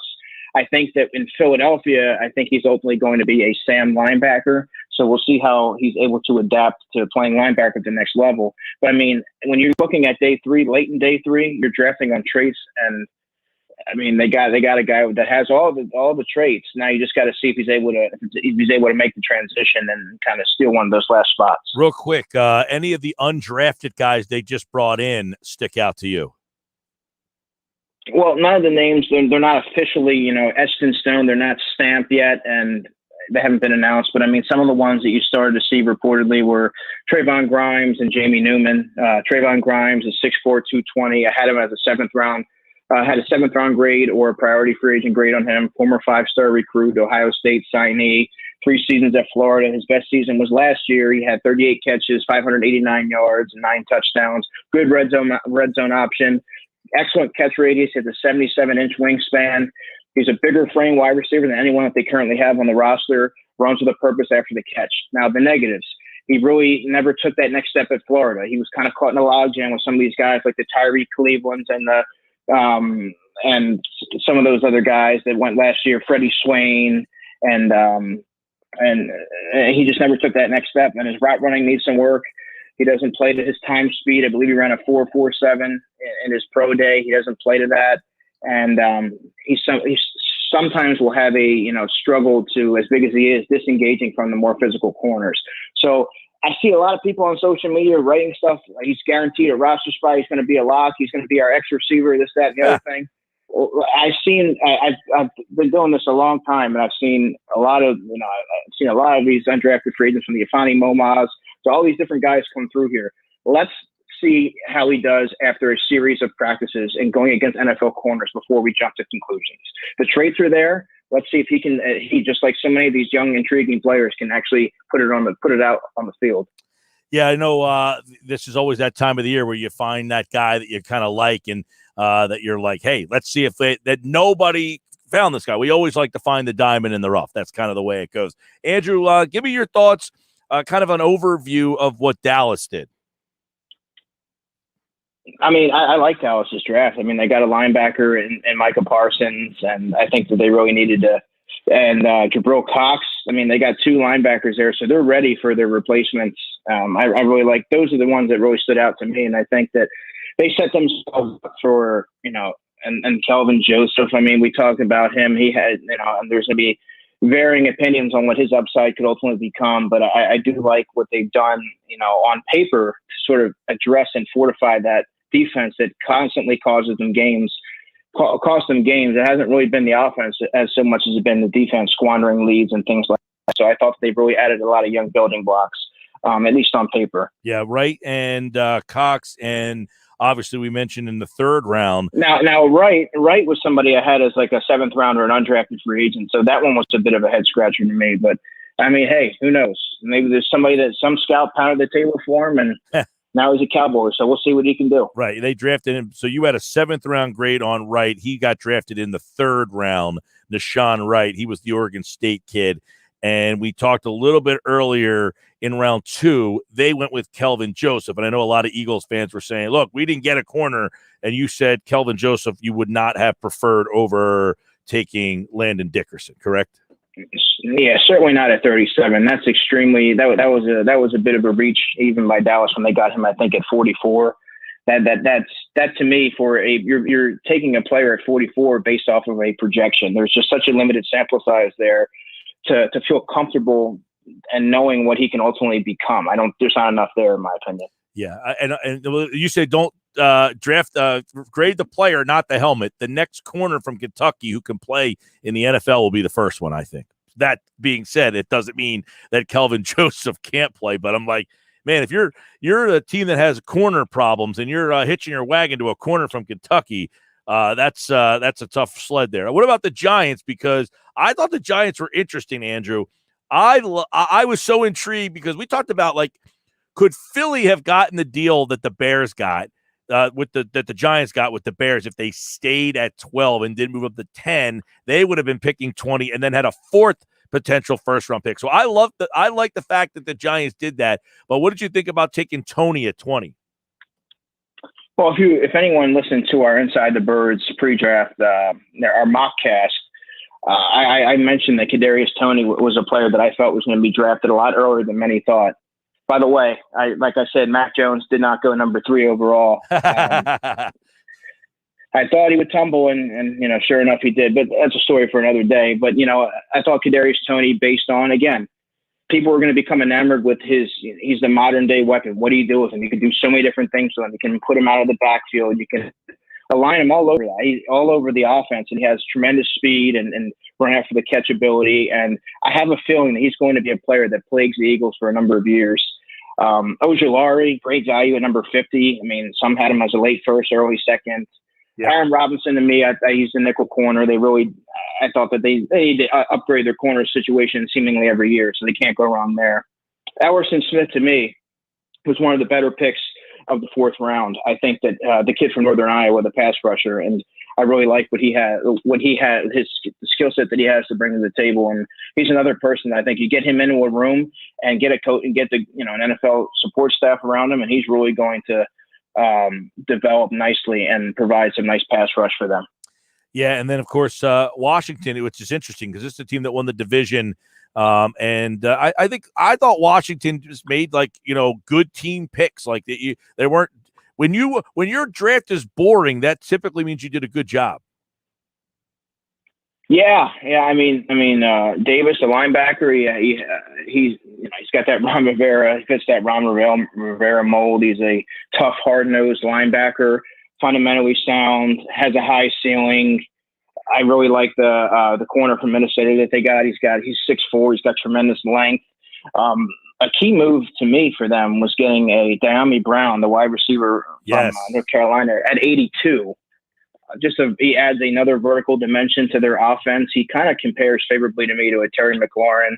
And their receiving core, if you look at it on paper, it's very, very scary. And you kind of wonder how the Eagles, what's going to be their plan of attack to defend that. They got Curtis Samuel there. You have Gandy Golden, who's got some size. They're very deep there. Adam Humphries is there.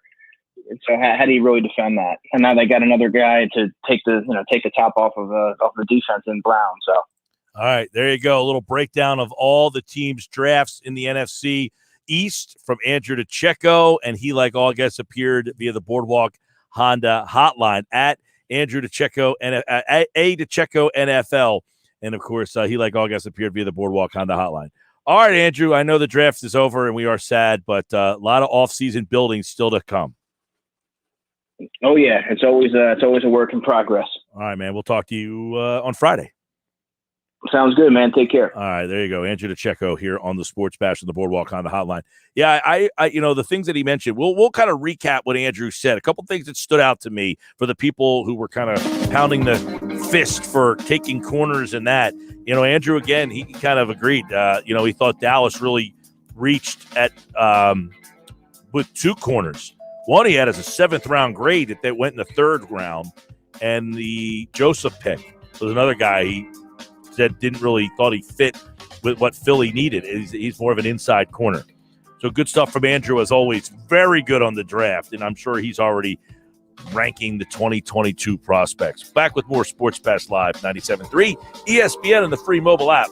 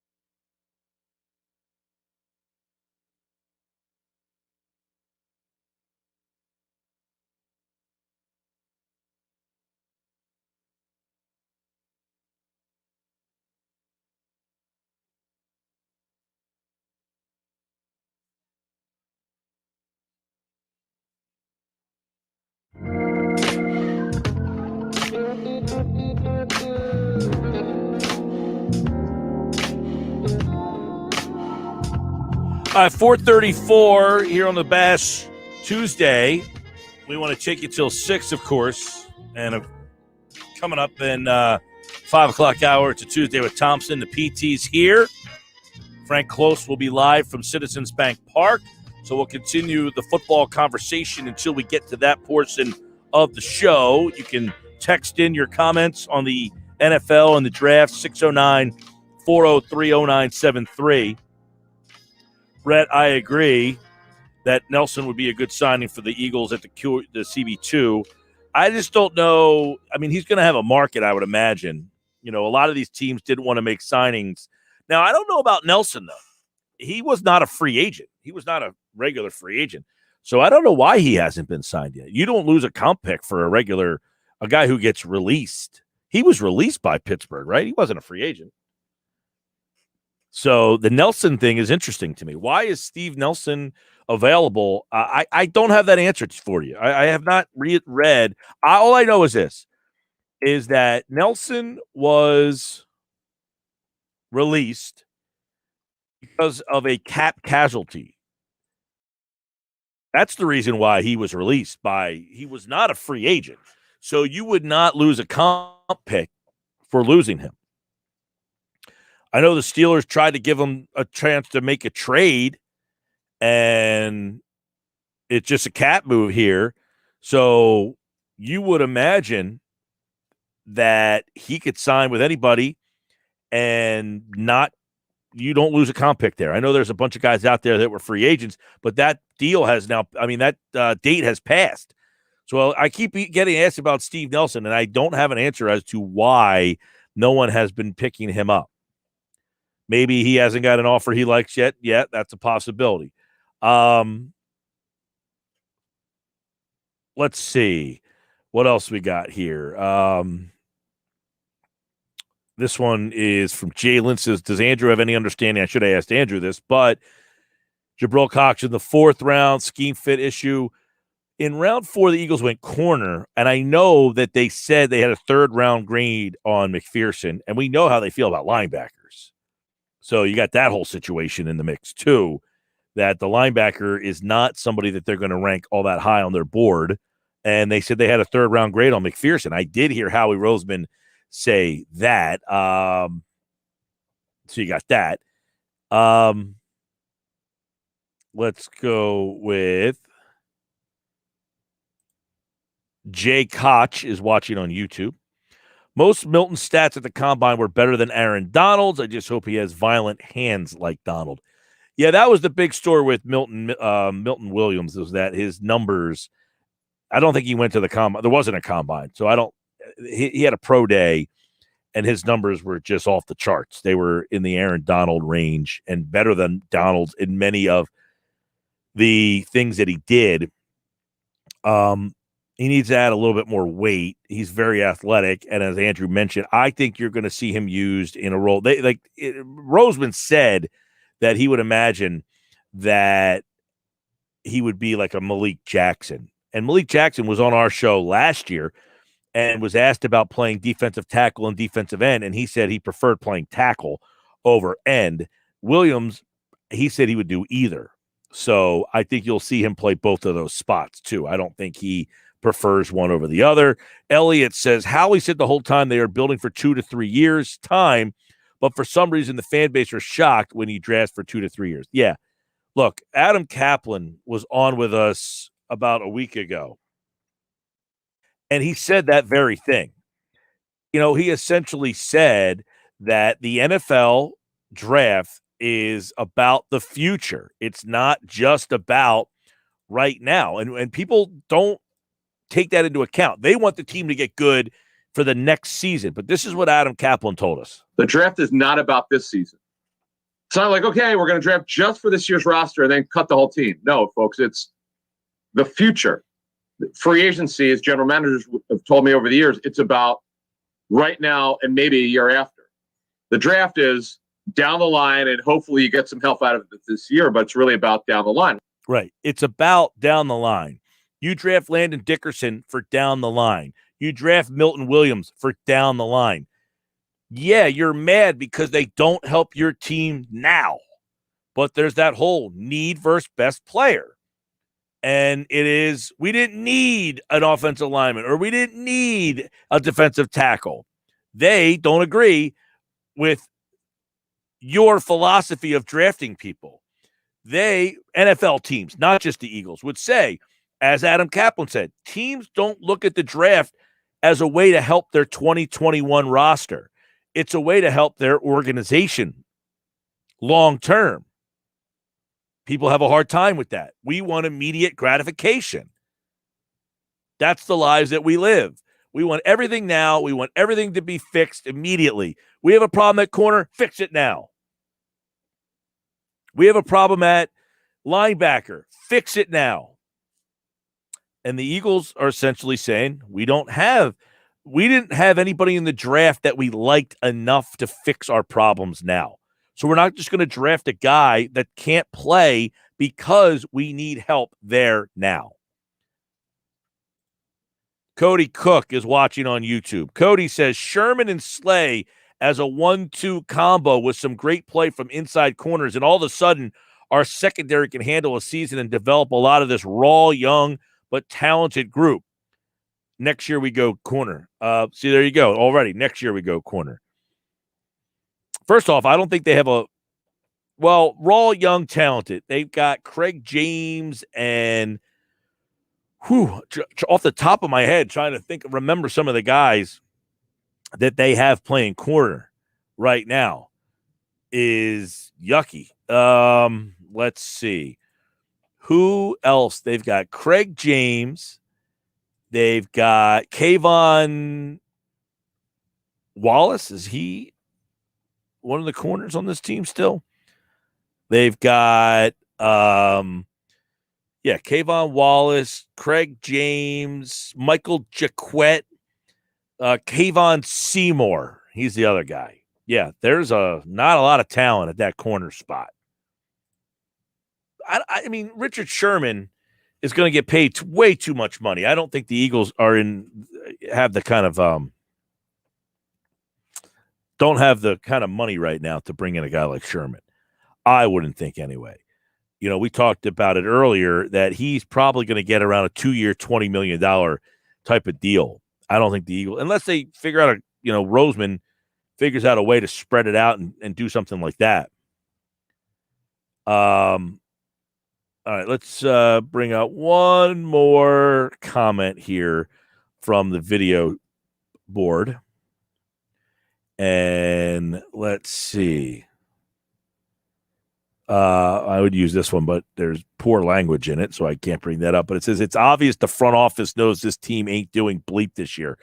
I would totally disagree with that comment.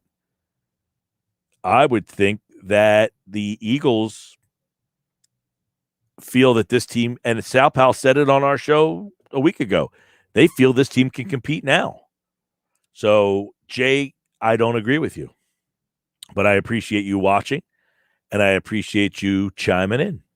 609-403-0973. Keep them coming. 609-403-0973. Gill, you are right. Well, thank you. That's very kind of you to say. I don't hear that very often. I like the fact that the Eagles did not force a cornerback as of need and went with a better talent at center, i.e. Sidney Jones and earlier blunder cornerback picks. See, Sidney Jones, I think they thought was the most talented player in round 2. The problem was in round 3, they went with Rasul Douglas because they thought they needed corners. I think they thought Sidney Jones was the best player in round 2. He was projected to be a first-round pick. I think the problem with Sidney Jones was he just wasn't nearly as talented as people thought he was. Sports Bash is brought to you this hour by Prop Swap. It's America's best odds. You know, I feel like not enough of you are catching on to what Prop Swap can do for you, and I am sad to hear that. If you are a sports bettor and you are not using Prop Swap, you are not making all the money you can make. And even if you're not a sports bettor, what you can be is a prop swapper. That's different. That's almost like sports investing. You buy and sell tickets. It's like being on eBay. Buy a ticket, post it on Prop Swap. Let someone else buy that ticket from you. This way, you're not even gambling. You're just selling the best odds in the country. Go to PropSwap.com or download the PropSwap app today. All right, I'm Mike Gill. This is the Sports Bash. I'm having fun today. Keep your comments coming. 609-403-0973. 609-403-0973. I will read more of your comments, more of your questions, and I will do it. Coming up next, here on the Sports Bash Live on 97.3 ESPN and the free mobile app.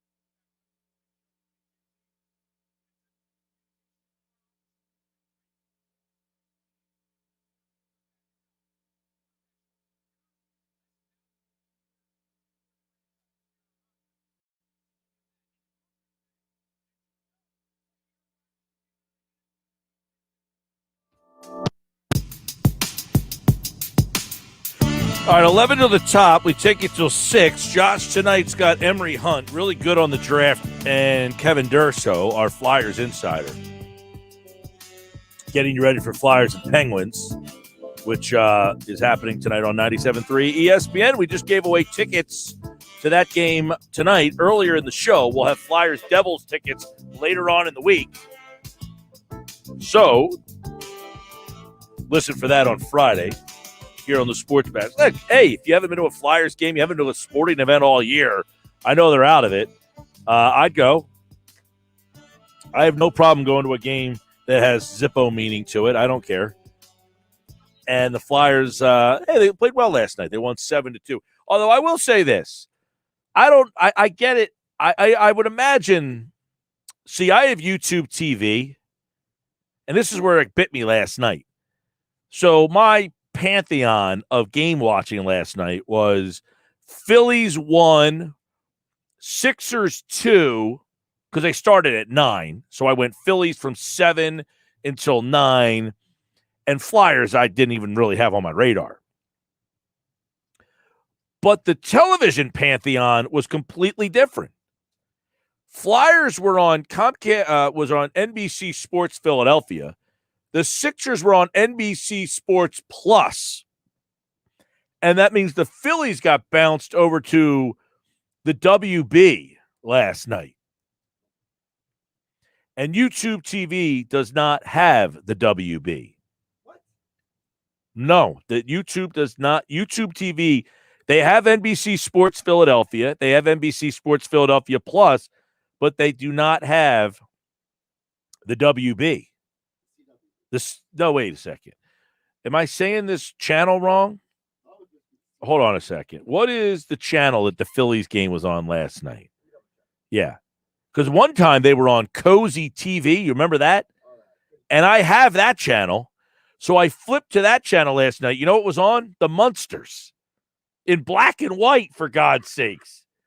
They had the Munsters on last night on Cozy TV. COZI is the name of it. And I have that channel. What I didn't have is whatever channel the Phillies were on last night. I thought it was the CW. No, it's not the CW. Is it the WB? Hold on a second. I'll find it. Because the Phillies tweeted it out. PHL 17. Yeah, the Phillies were on PHL 17 last night. So I do not have YouTube TV does not have PHL 17. So what I did was I have Comcast in my bedroom. I have YouTube TV in my living room. So I streamed my bedroom television. Well, I streamed Comcast from my phone app over to my television in my living room. So I had PHL 17 streaming through my phone to the television, and then I went Sixers. So I had to keep changing the input to go from Sixers back and forth. The Flyers got no love, but why would the Flyers be on the main NBC Sports Philadelphia? That's what I didn't understand. Like, I get it. I imagine the Phillies have a contract with PHL 17. I'm not sure that the Sixers or the Flyers do. So I don't think that they could play those games on PHL 17. But what did you put the Sixers on the main NBC Sports and put the Flyers on Plus last night? I don't know how the distribution is. I don't know what the difference is in how many homes they're in. But I would imagine that more people want to watch a Sixer game than a Flyer game right now, right? I don't know. Flyers fans are wonky. Some of them sit there and watch all 82, whether they're in it or out it. Whereas the Sixer fans, I think they're in it, but I will be honest, this season has kind of, you know what happens? Typically, you're in the playoffs by now. And you start to lose interest in the NBA regular season around the NCAA tournament. When the NCAA tournament comes into play, you kind of shift over to that a little bit. And then when the NCAA tournament ends the first week of April, you kind of shift over to the NBA playoffs. Well, we're supposed to be in NBA playoff mode by now. We would be into the second round by now, right? You're into May. You're in the second round of the NBA playoffs, and we're getting these games that are you adding something to this? I'm giving you some clarity on the PHL 17 thing. So PHL 17 is considered the overflow channel for NBC Sports Philadelphia and when NBC 10 doesn't want to air something. Right, yes, but I'm imagining it's also the why CW. is Pete Thompson on my screen? I don't know, but this is the kind of conversation that Pete Thompson may actually be able to add to, which is very rare. Well, PHL 17 is the WB. Okay, so I was saying, which is now known as the CW. So PHL 17 was the WB, which is now the CW. Correct. Okay, but I thought I think I have the CW because isn't that what channel Charmed is on? I mean, well, Charmed is now on TNT, but the new Charmed is on the CWs, depending on which version you're watching. Oh, no, the one with Alyssa Milano. That's the old one. That's on TNT. Yeah, and Shannon Doherty. Yeah, it's TNT right. Yeah, well, YouTube TV does not have PHL 17. Wow. Does not have it. That's a poor job by them. I need it one time a year. Hopefully. Last night was the first time. It's the 12th time in history that all three teams won on the same day. Flyers, Sixers, and Philly. That's courtesy of Boop Stats.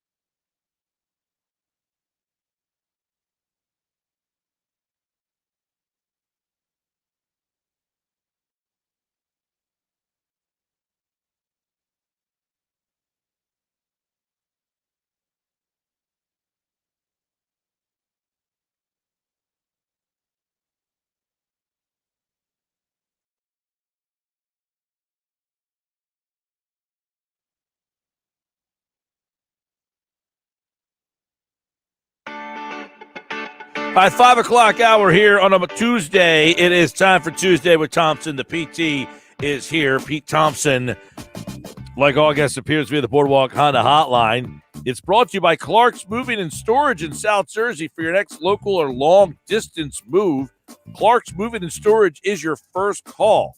Dependable and always show up online, clarksmoving.net. All right, there he is. The PT is in the house. I hope you're feeling better, as PT was a no-show for the party on Saturday. Josh was there. Schwein was there. Scooter McKay was there. Schwein told me he was overserved. He had a little hair of the dog on Sunday. The PT did the right thing, felt a little something coming on there, and then basically went in, got into bed and slept. I missed a lot of things on Saturday, including the Derby, but I went back and watched it. In this day and age, you can go back and watch anything. So. Yeah, Derby was good. 4 horses right down the stretch they came. But I was into the draft Thursday, Friday, Saturday for most of the day. We had it on outside all day long, was checking in and out there. So let's get Tuesday with Thompson, Pete Thompson's overview of, it's funny because a lot of people dislike Howie Roseman, so much so, Peter, that they don't want to even give him credit when they want to say they did the job. They just can't do it. Right. No more than Marcus Hayes, right? Marcus Hayes loves to bash the Eagles and loves to bash Howie whenever he can, right? And his headline the other day was Tom Donahoe and the draft room drama obscure the fact that Howie Roseman crushed the NFL draft. Crushed, he says. So wow. I got to tell you, Mike Gill, I was there were some things that bothered me about where picks fell and who they went with. And then I listened to this little thing called Football at 4 on 97.3 ESPN today, and Andrew DiCecco really did a nice job of calming the PT down and getting me to understand that finally the Eagles did what they're supposed to do, which is not draft based off of need always, but based off of the best player available. Everybody says that they're going for the best player available, but they reach, if you have a positional need, you reach for that instead of always getting the most talented person that's on the board at that time. And that is what, and this is the balance here, Peter. They have been criticized in years past for getting players in the draft that haven't been all that good because they're drafting players too high because they need them. I need a corner, so I'll take Rasul Douglas. Well, Rasul Douglas wasn't good enough to be drafted in that spot. You took him because you needed a corner. That is correct. Go that route this time around. And they said, look, we might not have needed a defensive tackle, but we thought he was better than any corner that was on our board. I mean, think of names in the past. Stuart Bradley, Nate Geary was a bit of a reach, right? And that was supposed to be a converted what was he in college? He was really was he a safety, and they were trying to convert him to linebacker, right? I mean, that's a tough thing to do, So, and we remember how vilified he was, and deservedly so. So instead of reaching, I think in many places they did go for the most talented guy. The one thing that gives me pause is that I do hope that center that they got, and at first the thing said guard, and I was like, what the hell do they need a guard for? And then it switched to center, and I understood. But I do hope that Landon Dickerson can live up to the hype, because that guy, the hype is awesome, but I just don't want to see Sidney Jones 2.0. Do you? I think it's a totally different situation. I mean, Sidney Jones is a skill position player on the outside who tore his Achilles, and Landon Dickerson, who, by the way, tore his ACL once, came back from it, and was a dominant player before he tore his ACL again. So he's already proven once that he could come back from that injury and dominate. The question is, can you come back from it twice and dominate? Well, we've seen a couple of examples, here in Philly where Jason Peters tore his Achilles twice and came back and played. I mean, that's true. He's going to be in the Hall of Fame, so you're putting Dickerson in the Hall of Fame already. No, but the point I'm making, Peter, is that offensive linemen, they don't have to use the speed and explosion as much as you do in the interior linemen don't need to do that as much as corners and wideouts need to. They do need balance, though. And I think the one problem, it's not the ACLs that are troubling me for Dickerson. It's the ankle issues, okay? Remember how bad Lane Johnson was. Lane Johnson tried to go multiple times. And just off what was supposed to be minor surgery in the offseason, Lane Johnson wasn't able to really be 100% the entire season. So God forbid re-injured Dickerson's that way. He re-injured that at that practice at the stadium that night. Right. Trying to come back too early too, right? Right. And then, I mean, he was on the radio with us about a month ago and said that he got the surgery. He probably shouldn't have tried to play, but the team was in such disarray that he was trying to help the team out. Yeah. Yeah, I hear you. I mean, ankle, ACLs, yes, like Brandon Brooks has come back from ACLs. You see guys with ACL injury, Jason Peters, like you said, or the Achilles. That was probably an even. Remember when the Achilles was a career ender? Yeah, but keep this in mind. Brandon Brooks tore his Achilles a couple seasons ago and came back and was an all-pro the next season, and then he tore it again, and we'll see how he comes back this year. I have no doubt in my mind that Brandon Brooks is going to come back and be probably a top 3 right guard in this league. So this Landon Dickerson, this doesn't give you any pause at all. Of course it gives you pause. Okay. Here and say it's all, chocolate and rainbows, but right. I think he was worth the risk. Look, in the draft, everything is a risk. That's never know. So if I'm going to get a guy that might have been a top 15 player, like the Sidney Jones thing, they did that because he would have been a top 15 player picked had he not been injured. No, It didn't work out.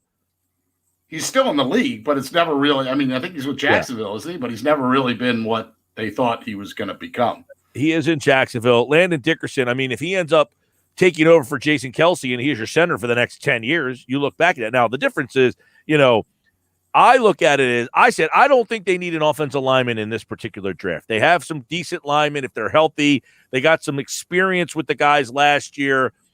But the one guy that made sense was Dickerson because why, Pete Thompson? He can play all 5 positions. So one guy filled 5 needs. Now, I heard Mosher say that he wasn't really a tackle, but you pointed out that he played tackle in Florida, right? He played tackle at Florida State, correct. And even Nick Sirianni. I had half of that, right? Nick Sirianni pointed out that he also played tackle and could play tackle, but they view him as an inside guy. My point is he could play tackle if you needed him to, which means he can essentially be your swing. He could play for this year. I don't think down the road you're going to have to play tackle. I'm just saying, let's say Lane Johnson got hurt and missed time again. They could essentially say, look, Jason Kelce's healthy. Isaac Seumalo is healthy. We want you to go play right tackle. Okay. Yeah. All right. Where do you want me? That's true. Listen, I will say this. When I saw the video of him doing the cartwheel behind Mac Jones, he's going to be a good fit in Philadelphia. Well, they're going to like him. and what I've been told, too, is that from day one, this guy's going to come in the locker room and be the leader and just absolutely take over the locker room, that he's that kind of guy. Nice. Well, I'm all for it then. Okay, I'm on board. Well, I mean, look, he's got to be able to play on the field too. Look, being the rah leader guy only lasts so long. Ask Tim Tebow. I mean, you can only can't play and can't get on the field. That only lasts. But I think that was a pick that will end up working out for them as long as he's healthy. They got a really good player there. Obviously, the one thing was they didn't get a corner that till 4th round. Yeah, but and Andrew brought up the fact that he doesn't think he's an outside corner either. I think they're going to end up making a deal like they did for Darby. They'll make a trade late in the summer and go. They might not have a corner on this roster until mid-August. Right, and maybe some team out there. What if a team loses 2 of their 3 tight ends or something like that? And there's this guy Ertz. Would you like to pick him up? Were you surprised that Ertz didn't move or no? I was surprised he wasn't moved. I'm almost at the point now where, Sal Powell was on a couple Fridays ago. Just keep him? No, well, what Sal Powell said was that what he's been told inside the NovaCare is that they think they can compete now. Like in the division, they think that they can compete in this division right now. If that's the case, if that's their mindset, with Devonta Smith, Jalen Reagor, wouldn't you just say we're a better team with Ertz on it? Yeah, that's true. I mean, if you look down, I looked at the offensive list a little bit. Jalen Hurts, Miles Sanders, Kenneth Gainwell, Jalen Reagor, Devontae Smith, Travis Fulgham, I'll throw in there, Dallas Goedert, and then Zach Ertz if he isn't traded. That's not a bad group of soldiers to go to war with. The key is, Peter, Lane Johnson, Brandon Brooks, Jason Kelsey, Isaac Seumalo, and Jordan Mailata. If those 5 guys play all season, that's a competitive offense. Right. Even get 4/5 of them on a regular basis. You know, It was in such disarray last year. I heard you say that as you were warming up for football at 4, that, you know, the Eagles offensive line can be the best line in the division, one of the better lines in football, if they're all healthy. And last year, of course, hopefully was that anomaly because they were just so banged up. And you made a good point. If only one of them gets hurt, you can withstand that. In other words, if Isaac Seumalo gets hurt, I can play Landon Dickerson there, and we're okay. If Lane Johnson gets hurt, I can play Jack Driscoll there, and we're okay. But if I start having to move this guy from the left side to the right side, and he gets hurt, and now he's playing next, you can't overcome that. I mean, Dallas went through the same thing. They had 3/4 or 3/5 of their line banged up last year too. Tyron Smith gets hurt, Zach Martin gets hurt, Collins gets hurt. So they went through the same situation. Yeah, no doubt. I mean, there's a reason that they always say that too. You can never have enough good offensive linemen in football. So, yeah. Now, did the draft drama bother you at all? Or I guess Howie did kind of come out and try to clarify it today, right? No, it didn't bother me at all. People just go crazy about the most minute things. I mean, they were rolling that stuff back like the Zapruder film. Look at Howie's reaction. Look at his hands. There was back and to the left. Back and to the left. Did you see the guy on Twitter who paused it and was pointing out everyone's faces in the background? I'm like, dude, you are looking at these faces way differently than what I see. But I looked at it like I liken it to this, PT. You and I are partners for fantasy football draft. Sure. And in one round, you're saying, ooh, there's so-and-so. And I'm saying, I don't want that guy. Right. You know, and at one point, one of us are just going to acquiesce to the other, be like, fine, take your guy, whatever. I feel like that's what happened in that situation. One guy in the room wanted one guy, and then the other side wanted the other guy, and they disagreed. And I feel like something like that happens or has happened a lot over the history of football, just a bajillion times. It's just that now cameras are on everything, and you see everything. And like you said, people are uber paying attention and breaking down every minute detail. You know, I mean, I look at it like this. You know, Donahoe's 74, right? He's the grumpy old man, right? But, you know, I saw one reaction piece after that said there's a reason that Tom Donahoe hasn't run a draft and hasn't, you know, that he's senior advisor, right? He ain't the boss. Exactly. And, you know, some people thought that it was because he wanted the corner. Well, Howie said today, That's what I thought originally, but now I get it. Right, that there was 2 tackles, and the tackle that Donahue wanted was the pick before the Eagles. Right, Ali McNeil out of NC State. Yeah, and Donahue essentially didn't think trading back for an extra 6 was worth it. Right, and what did that 6 end up being? I don't recall which one was which, but I will say this. Well, the 2 6s are linebackers, so I can't understand how you don't know these. You see how the Eagles value the linebacker position, right? Oh, no, the 7th was linebacker. 6 was defensive end Teron Jackson. That's probably what it was. They had 3 6s. All right, Marlin, you say his last name. Marlin, the defensive tackle at 189, Teron Jackson at 191, and Jacoby Stevens, the law firm of Jacoby Stevens and Stevens. Right, so that one was the extra one. Teron Jackson was the one. But they ended up trading, and I don't think people caught this. If you weren't watching the draft, you might not have saw this. They traded a 5th or 6th rounder this year. I think it was 2 6th-rounders this year for 1 5th-rounder next year. Ooh, I'll gladly pay you for a hamburger on Thursday. Oh, no, yeah, you know what I'm saying. I'll gladly pay you Tuesday for a hamburger today. And today is Tuesday, so I don't know how that works. Look, they started with 11 picks. They ended up with 9 players, right? Everything's still in play for Howie to have 3 first-round picks next year in the draft as well, if Carson Wentz does what he's supposed to do, which is hit that projection and give them a 3rd first-round pick. Listen, you can hate Howie till the cows come home. you got to tip your cap to him. The guy did everything right. I mean, he moved when he had to move, and he didn't move when he didn't have to move. Now, All right. I tipped my cap to him. I thought he did a good job. Well, look, it's hard not to be satisfied with what Howie Roseman and the Eagles did. I don't give the credit all to Howie Roseman. I think it is a collective, collaborative effort inside that war room, and I think Howie and the team did a good job. I think that you saw them stick to the board, which is something they've wandered off of in years past. And one of Sal Powell's themes, since we love Sal Powell so much on this show too, was he kept calling it like the do-over draft, right? This was their chance to finally go out and get a standout wide receiver, a no-brainer, blue chip, light it up wide receiver, and also maybe keep the quarterback happy in the process. Let's not draft a quarterback with our second-round draft pick or any other quarterback out there and give Jalen Hurts some pressure. They did live up to what Jeffrey Lurie had said. All the indications were that they were going to give Jalen Hurts all the tools that he needed to succeed. Well, giving him a guy that he played with in college and the Heisman Trophy winner, I'd say that's giving him the tools that he needs to succeed. Yeah, all right. Pete Thompson, Tuesday with Thompson here on the Sports Best. Yeah, by the way, Devonta Smith, I got this text from a buddy of mine today who, let's just say, isn't the biggest Howie Roseman fan in the world. Do you believe they exist? But he actually texted me this and said, I got to give him credit. This was a quote, we asked all the SEC guys who the best player they played against was. All of them, everyone said Devonta Smith.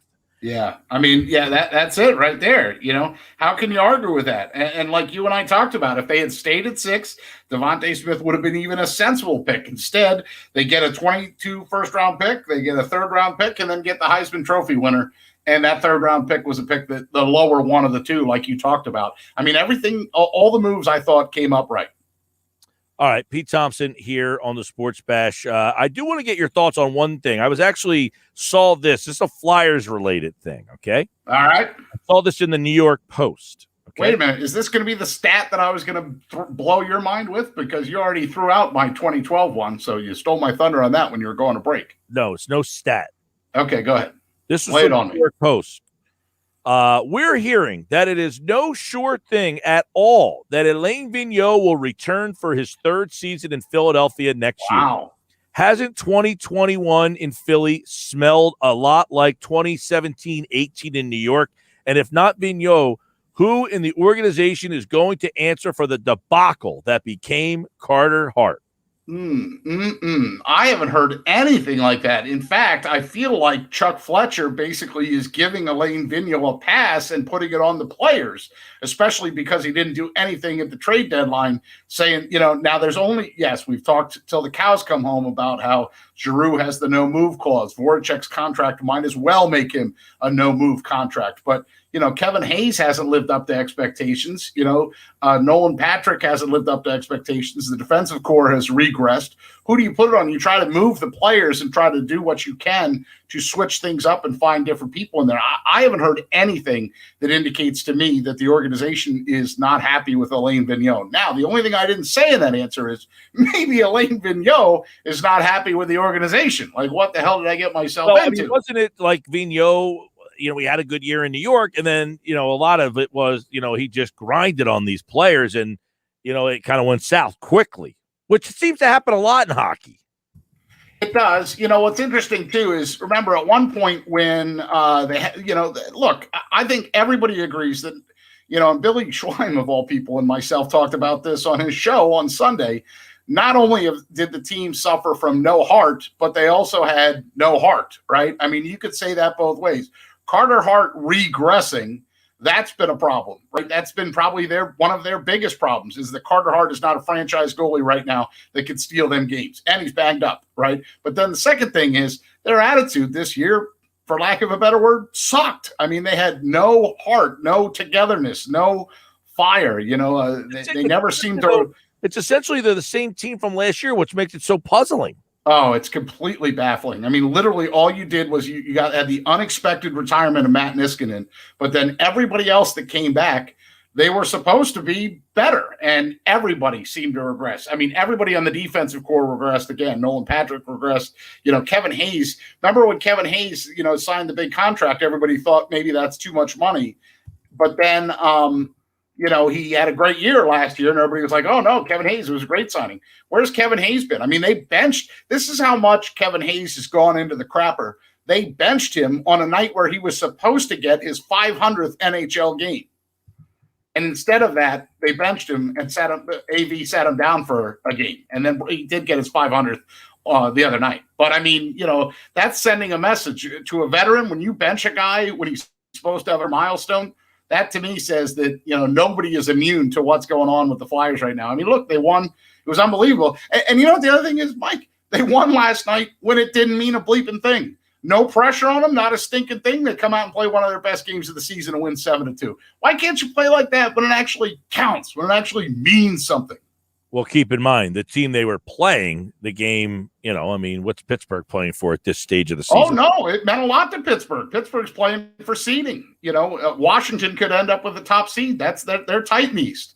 Yeah, no, it means a lot to Pittsburgh right now. Pittsburgh actually had way more to play for than the Flyers last night. Maybe, Malkin was back for the first time, and it was weird seeing Jeff Carter in a Penguins uniform. That was odd. But, yeah, there was a lot going on. This was my stat, by the way, before you say goodbye and get off the line, PT.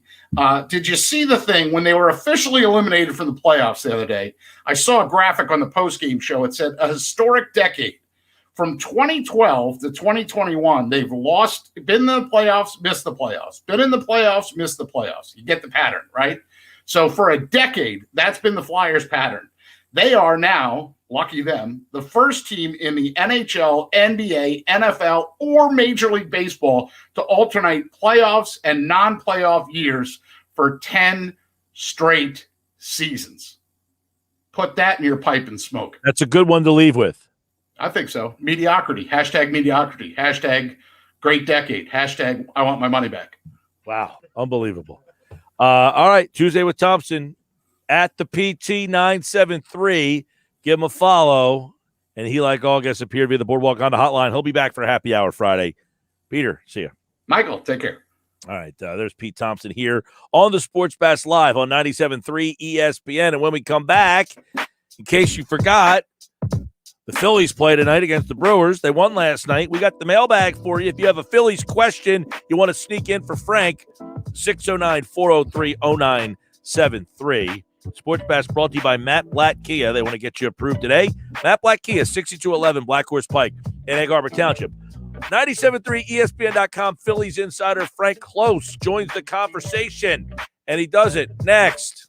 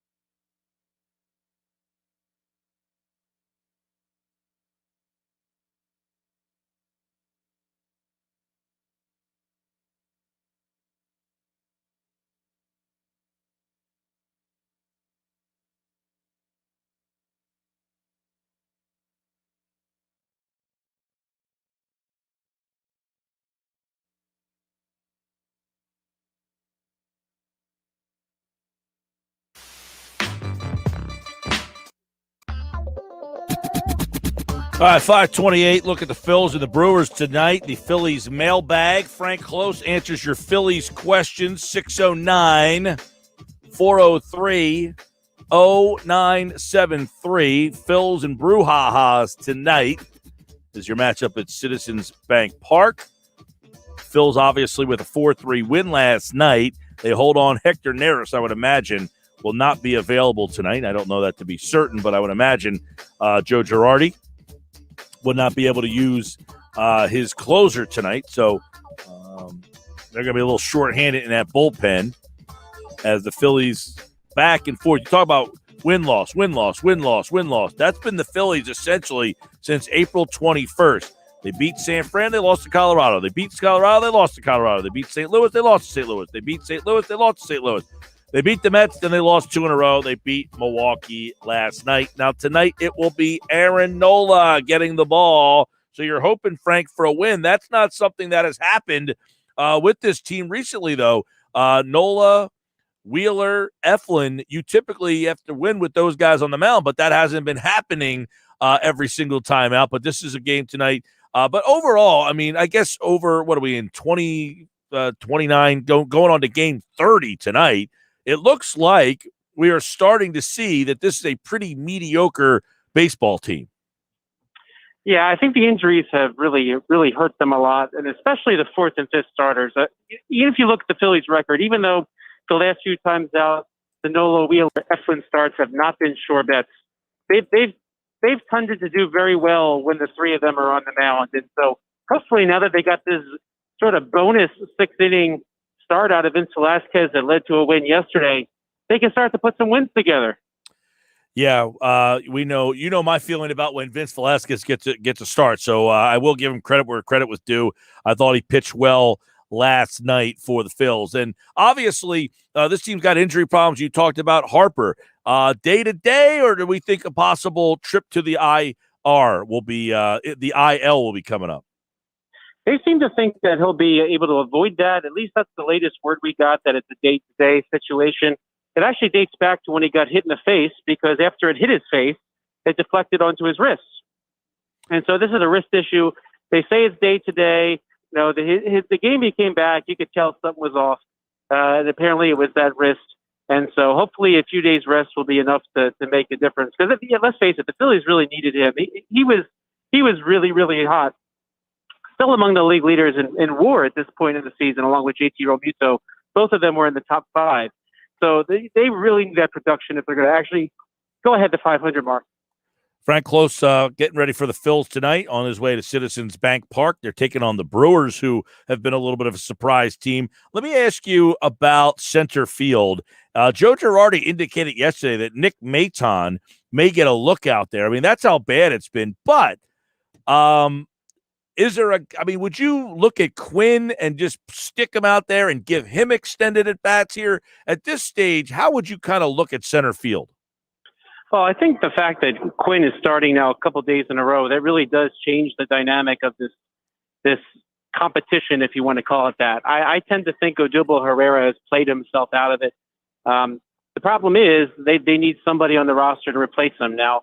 We'll see what happens. I mean, Gene Segura and Ronald Torreyes are both at AAA Lehigh Valley. They're going to be doing some rehab up there now that season is going. So you could see both of them on the roster soon. Is one of them enough to bump Herrera off the roster, leaving just Quinn as your only natural center fielder? That remains to be seen. But, you know, if they feel like Maton could be a suitable backup in an emergency, they might give it a shot, or they may even give him a start or two. And you know what? If you look at all these Philly center fielders from recent years, Roman Quinn was signed as a middle infielder.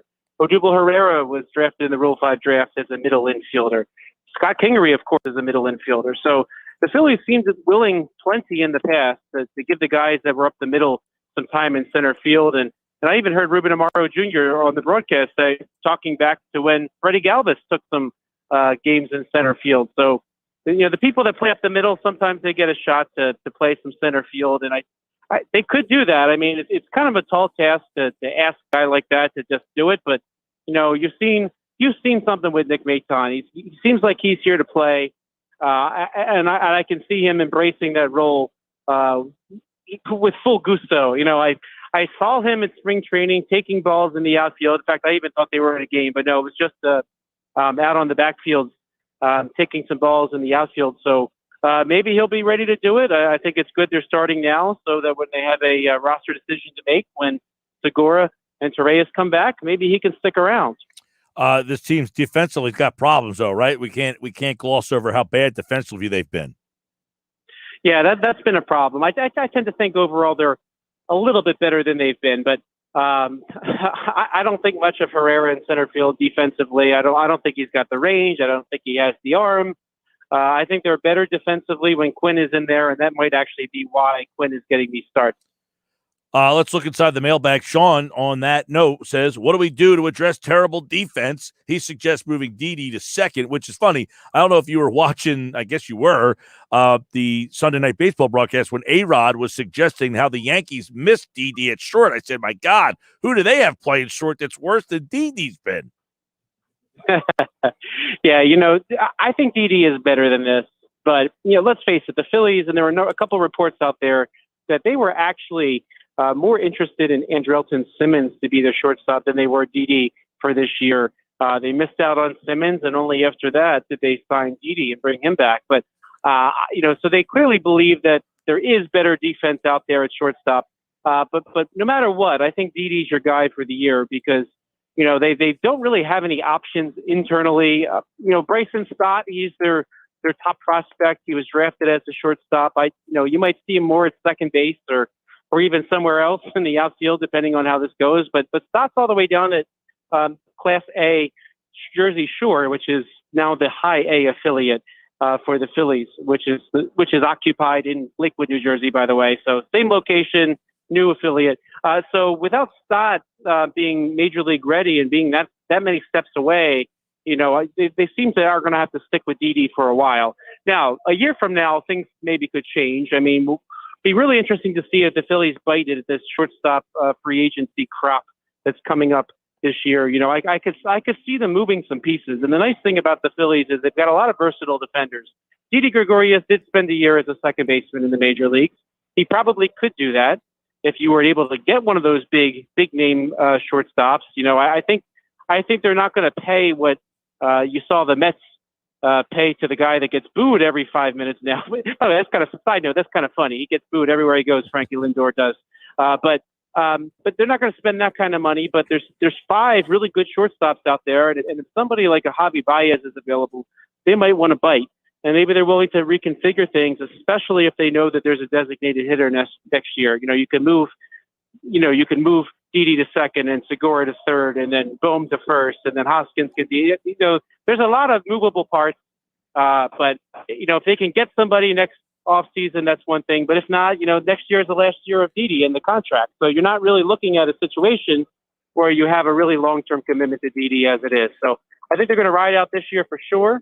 And then we'll see what happens next offseason. And Dave Dombrowski, he just got here, so he's got time to figure a lot of this out. All right, speaking of Dave Dombrowski, Julian asked an interesting question. What can Dombrowski do to fix what he deems to be an organizational mess? Julian says, so many needs. Do we look at this as an organizational mess? Here's what I will say. Dave Dombrowski just got here. And when you look at the moves he made in the offseason, he had Didi back on 2 years. That's far from a long-term commitment. You have JT Realmuto. Yes, that was a long-term commitment. But beyond that, if you look at the pieces he had that he signed, none of them really affected the long-term health of the organization, right? Say what you will about Matt Moore and Chase Anderson. Neither maybe are living up to most fans' expectations. But neither of them cost them a draft pick. Neither of them cost them anybody in trade. So I think in some respects, he's really got to take the year to really take an inventory of what he has and then kind of go from there. And, this is the year where they'll make final decisions on the likes of Roman Quinn and maybe even the Scott Kingerys of the team. After this year, Andrew McCutcheon's going to be a free agent. That clears a lot of money. Certainly the Velasquez, Neris types, they come off the books and stuff like that. So really, I think he kind of proceeded with kind of a do no harm kind of step forward in that no harm meaning no prospects traded, no draft picks surrendered for free agents. So in a way, he's kind of letting some of these players graduate out, and then he can certainly be a little bit more creative this offseason. And let's face it, he didn't get started until December 11th, so it's really hard for him to do much more. But the holes that you see, the fans see, that Julian sees, he certainly sees those, and I'm pretty sure that his track record suggests that if there's a way he can plug it this season, if they have a shot at the playoffs, he will try to do so. But I don't think he's going to do anything that will be like franchise altering in terms of prospects or in terms of surrendering draft picks. Even maybe next off season he'll surrender a draft pick or two to get somebody in here as a free agent. But we'll see. And on that note, you're talking about fixing this organization and mess. They got the draft coming up. I know they have the 13th pick, and they've hit on some of these draft picks recently. I mean, people look at the baseball draft and used to be like, you don't see any of these guys, but they've done a nice job with some of their guys, like Alec Boehm, who's been up here. Aaron Nola was a first-round pick. Hastley's got some time up here. Moniak's he was the number one pick. I think he's been a disappointment. But how about the draft coming up? Yeah, it's really hard right now to figure out where the Phillies are going, but I will say this, the Phillies had 5 drafts with Johnny Almaraz, and now he has since moved on. And, we saw last year with somebody new in charge, Brian Barber, the Phillies kind of made a step they haven't the entire time Almaraz was there, which was to draft the pitcher. You look at the Phillies historically, they've hit on some pitchers like Cole Hamels, but at the same time, they've kind of struck out on Joe Savory and Jesse Biddle, right? So it's very risky to take pitchers in the first round, but I can see Brian Barber looking to take that risk because, the upside of having some of that pitching is going to be much better than the upside of just position players year after year. And by the way, they didn't hit either, right? Cornelius Randolph still hanging around. He's the AAA Lehigh Valley this year. You got to wonder if he will ever help the Phillies major league team, but I can see him kind of maybe taking some steps to bring some pitching in, even though it is risky. And I think that that's significant. Yeah, of course. There's a local kid pitching right now as we speak in Chase Petty. That would be a nice thought at number 13, throwing 102 miles an hour. Yeah, I think this is going to flesh itself out a lot more as we get closer. Right now it's kind of hard to see what teams are thinking. Now, Jack Leiter, the son of Al Leiter, Toms River, New Jersey, like his father, he's generally believed to be the guy that's going to go first overall, but beyond that, it's still kind of hard to say. A lot of it's still playing out. A lot of the college seasons are still playing out. A lot of them missed last year. Yeah. So it's a tricky draft to really kind of sense where people are, but you might hear some things philosophically about where the Phillies are at in the next couple months. But my gut feeling is that they might try another young pitcher, just because the more times you do it, the more likely you are to hit on one. All right, Frank Klose is on his way to the ballpark at Frank Klose with a K, Klose, for tonight's Phillies and Brewers. Aaron Nola gets the ball, and of course, as we said earlier, Neris most likely won't be available. They had to go to the bullpen a little bit last night, probably more than they wanted to. If Velasquez got him more than he typically does, but still, Neris had to come on for try to get a 2-out save last night, and he ends up getting the 2-out save. Has to pitch an inning and 2/3 to get that save. Brogdon, it was tough. It was pouring rain when Brogdon entered the game last night, but had a couple of walks. He did not pitch well, and Coonrod pitched an inning. So we'll see what Joe Girardi does with that bullpen, or maybe Nola steps it up and gives us one of those Nola ace-like outings. That's what they'll need tonight against a pretty good Brewers team. All right, Frank Klose sets the scene from Citizens Bank Park here on the Sports Best. Thanks, Frank. Great to talk to you, Mike. Yeah, as always, he, like August, appeared via the Boardwalk Honda hotline. Frank Klose, of course, his mailbag for the Phils every Tuesday here on the show. And, of course, tonight the Phillies taking on, as we mentioned, the Milwaukee Brewers, who have been a surprise, 17-12 this year, that Brewers team is. You know who's been the biggest surprise in baseball? Yeah. Gabe Kapler's crew. In fact, ESPN.com ranked the first month of this baseball season from A+ to 2 Fs. Where did the Phillies grade? Well, an A+ went to San Francisco. That's right. Gabe Kapler's crew got A+ for their first month of the season. And you scroll all the way down to the Phillies, and they got a nice old grade of a C-. Another year, the same flawed team, it says. There you go.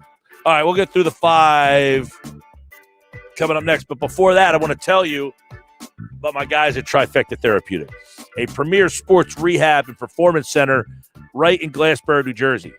Tired of being in pain? The team has the highest trained and skilled docs right there at Trifecta Therapeutics. They can help you get pain-free. They take a unique approach to physical therapy and rehab with each of their clients using cutting-edge equipment, treatment plans, methods to get you feeling better, playing better, and staying better. And the best part is you don't need a script. You can start today. Trifecta offers a range of service for active lifestyle clients, including physical therapy, ACL, rehab, sports performance training, and more. So, whether you're a weekend warrior or a finely tuned athlete competing at the highest professional or collegiate level, Trifecta helps the pros and the Joes. Stop settling for less. Get with the best. To schedule your free discovery session today, use code ESPN Radio at trifectatherapeutics.com.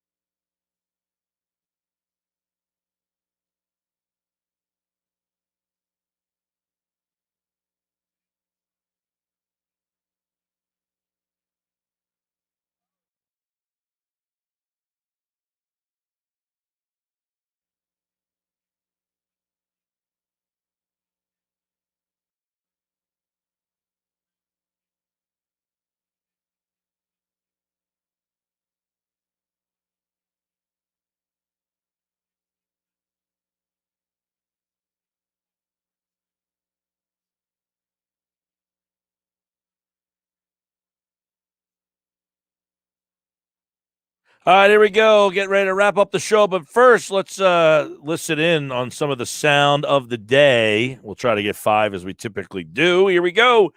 Andrew DiCecco. Who's a better player, Dickerson or Kelvin Joseph?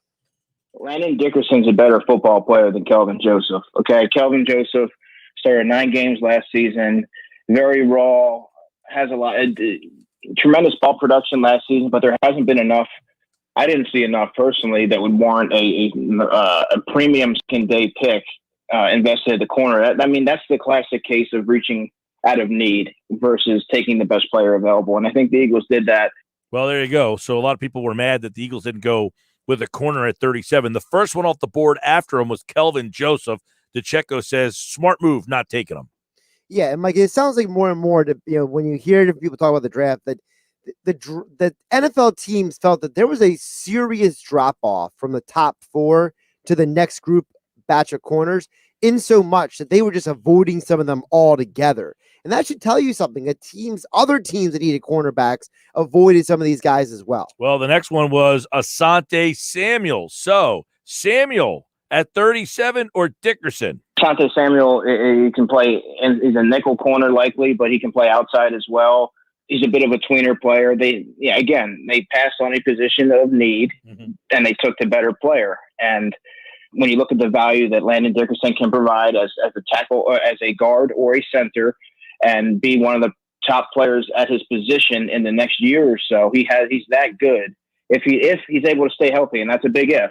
Yeah. But if he's able to do that, it's going to pay off immensely. Now, something tells me if Asante Samuel's name was Felipe Samuel, and he wasn't Asante Samuel's son, we probably wouldn't care that they passed on him as much. Speaking of Felipe, I look up where Felipe Franks ended up in the undrafted free agent market. I thought I saw him sign with somebody the other day. I gotta double check that, but I want to know who that was.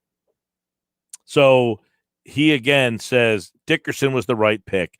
Don't take a corner just to take a corner. Yeah, and I think that's the ultimate thing. The Eagles said, listen, we're not going to reach. We're not going to overthink. We're going to go into this and say, who's the best player available? Take him and let the chips fall where they may. Yeah. The next guy that we talked about, speaking of corner, the Eagles got one in the 4th round. What did Andrew DiCecco think of McPherson? When you're looking at a player of his mold, you have to look at traits, right? His stats may not look super gaudy based on just the style of play that comes, the Texas Tech. They're always in these shootout games and things like that. So, of course, you're going to get exposed a little bit. But, I mean, when you really look at it, he has exceptional short area quickness, very good instincts, eye discipline, very smart player, and he's tough. He's going to give up. He's going to give up some size more often than not on ball carriers. But, I mean, his tackling can be inconsistent because of that, Mike. But I think that they really got a fundamentally sound corner. So it sounds as if he was saying, McPherson equal to the guys that went in round 2 and 3, just they got him in round 4. And the big deal is he talks about traits. Something I hear Greg Cosell talk about. I've heard DiCecco talk about. I've heard a lot of these guys talk about the fact that you need players who show you the ability to do things. You can't project them unless they show you the ability to do it. All right, Andrew DiCecco, what about getting Devonta Smith in round number 1? What should we think about that whole maneuvering? You got to give credit to Howie Roseman for navigating the draft board. He played it well. He got the receiver that he wanted. He didn't panic, remained patient, knew where he needed to go in order to make sure that he secured that pick. And he added a difference-making playmaker to an offense that's going to add another layer to an offense that really didn't have a whole lot to get excited about outside of Miles Sanders and a couple of the young receivers that had some intrigue. Got to give him credit for navigating the draft board. And I know it's hard for people to give Howie credit, but we're hearing more and more people kind of step up and say, yeah, I got to admit, Howie didn't blow this draft. As they grind their teeth. Pains them to do it, right? Oh, it definitely pains them to do it. There was some talk about the discrepancy in round 3. Tom Donahue wanted McNeil. It sounded like Howie Roseman and some others wanted Milton Williams. Andrew DiCecco, who would you rather have had? His last 2 seasons at Louisiana Tech, where he was just a disruptive monster on the interior, and coupled with his outstanding testing numbers, I mean, that was, to be expected that he was going to climb up draft boards. one thing I didn't really understand was a lot of the backlash that the pick sort of yielded. You know, I'm not sure how many people out there really studied up and watched a ton of Louisiana Tech tape in order to formulate an opinion such as that. But I mean, I can tell you from someone who has studied Milton Williams, there's a lot to like with him. He's always 6'3", 284, but he can play inside, he can play outside. So a lot to like with Milton Williams, and I asked him who he would rather had, McNeil or Williams, and he said Williams. And it's coming out more and more that the Eagles, the picks that they made, while they weren't the sexy picks, they were fundamental picks. And listen, if you're building a football team that was, frankly, really bad and had a lot of injuries last year, you got to start from the ground up. Well, let's get one more in. Do we have time for one more? No. All right, that'll do it. I think we had 5 today, though. We almost did. At least 4. All right, Emery Hunt's coming up in about 20 minutes. He'll talk more NFL draft. Yep. And Kevin Durso will be live from the center tonight. That's correct. For Flyers Penguins. He'll preview that. And what's next for the Flyers? It's an interesting little offseason. Dave Scott, the CEO, actually spoke the other day, which is first time that's happened in a while. I'm sure you guys will talk more about that. Oh, yeah. Tomorrow's show, Football at 4, Jeff Mosher, Todd Rank is back for the Rank Report. Paul Hudrick will talk Sixers and Rockets. Jay Fitz will be here with some thoughts on the draft. And Jeff Kerr will talk some NFL. That's our show. Have a great night, everybody. I'm Mike Gill. Josh Henning produced it. I'll be back tomorrow. Have a fantastic rest of your Tuesday.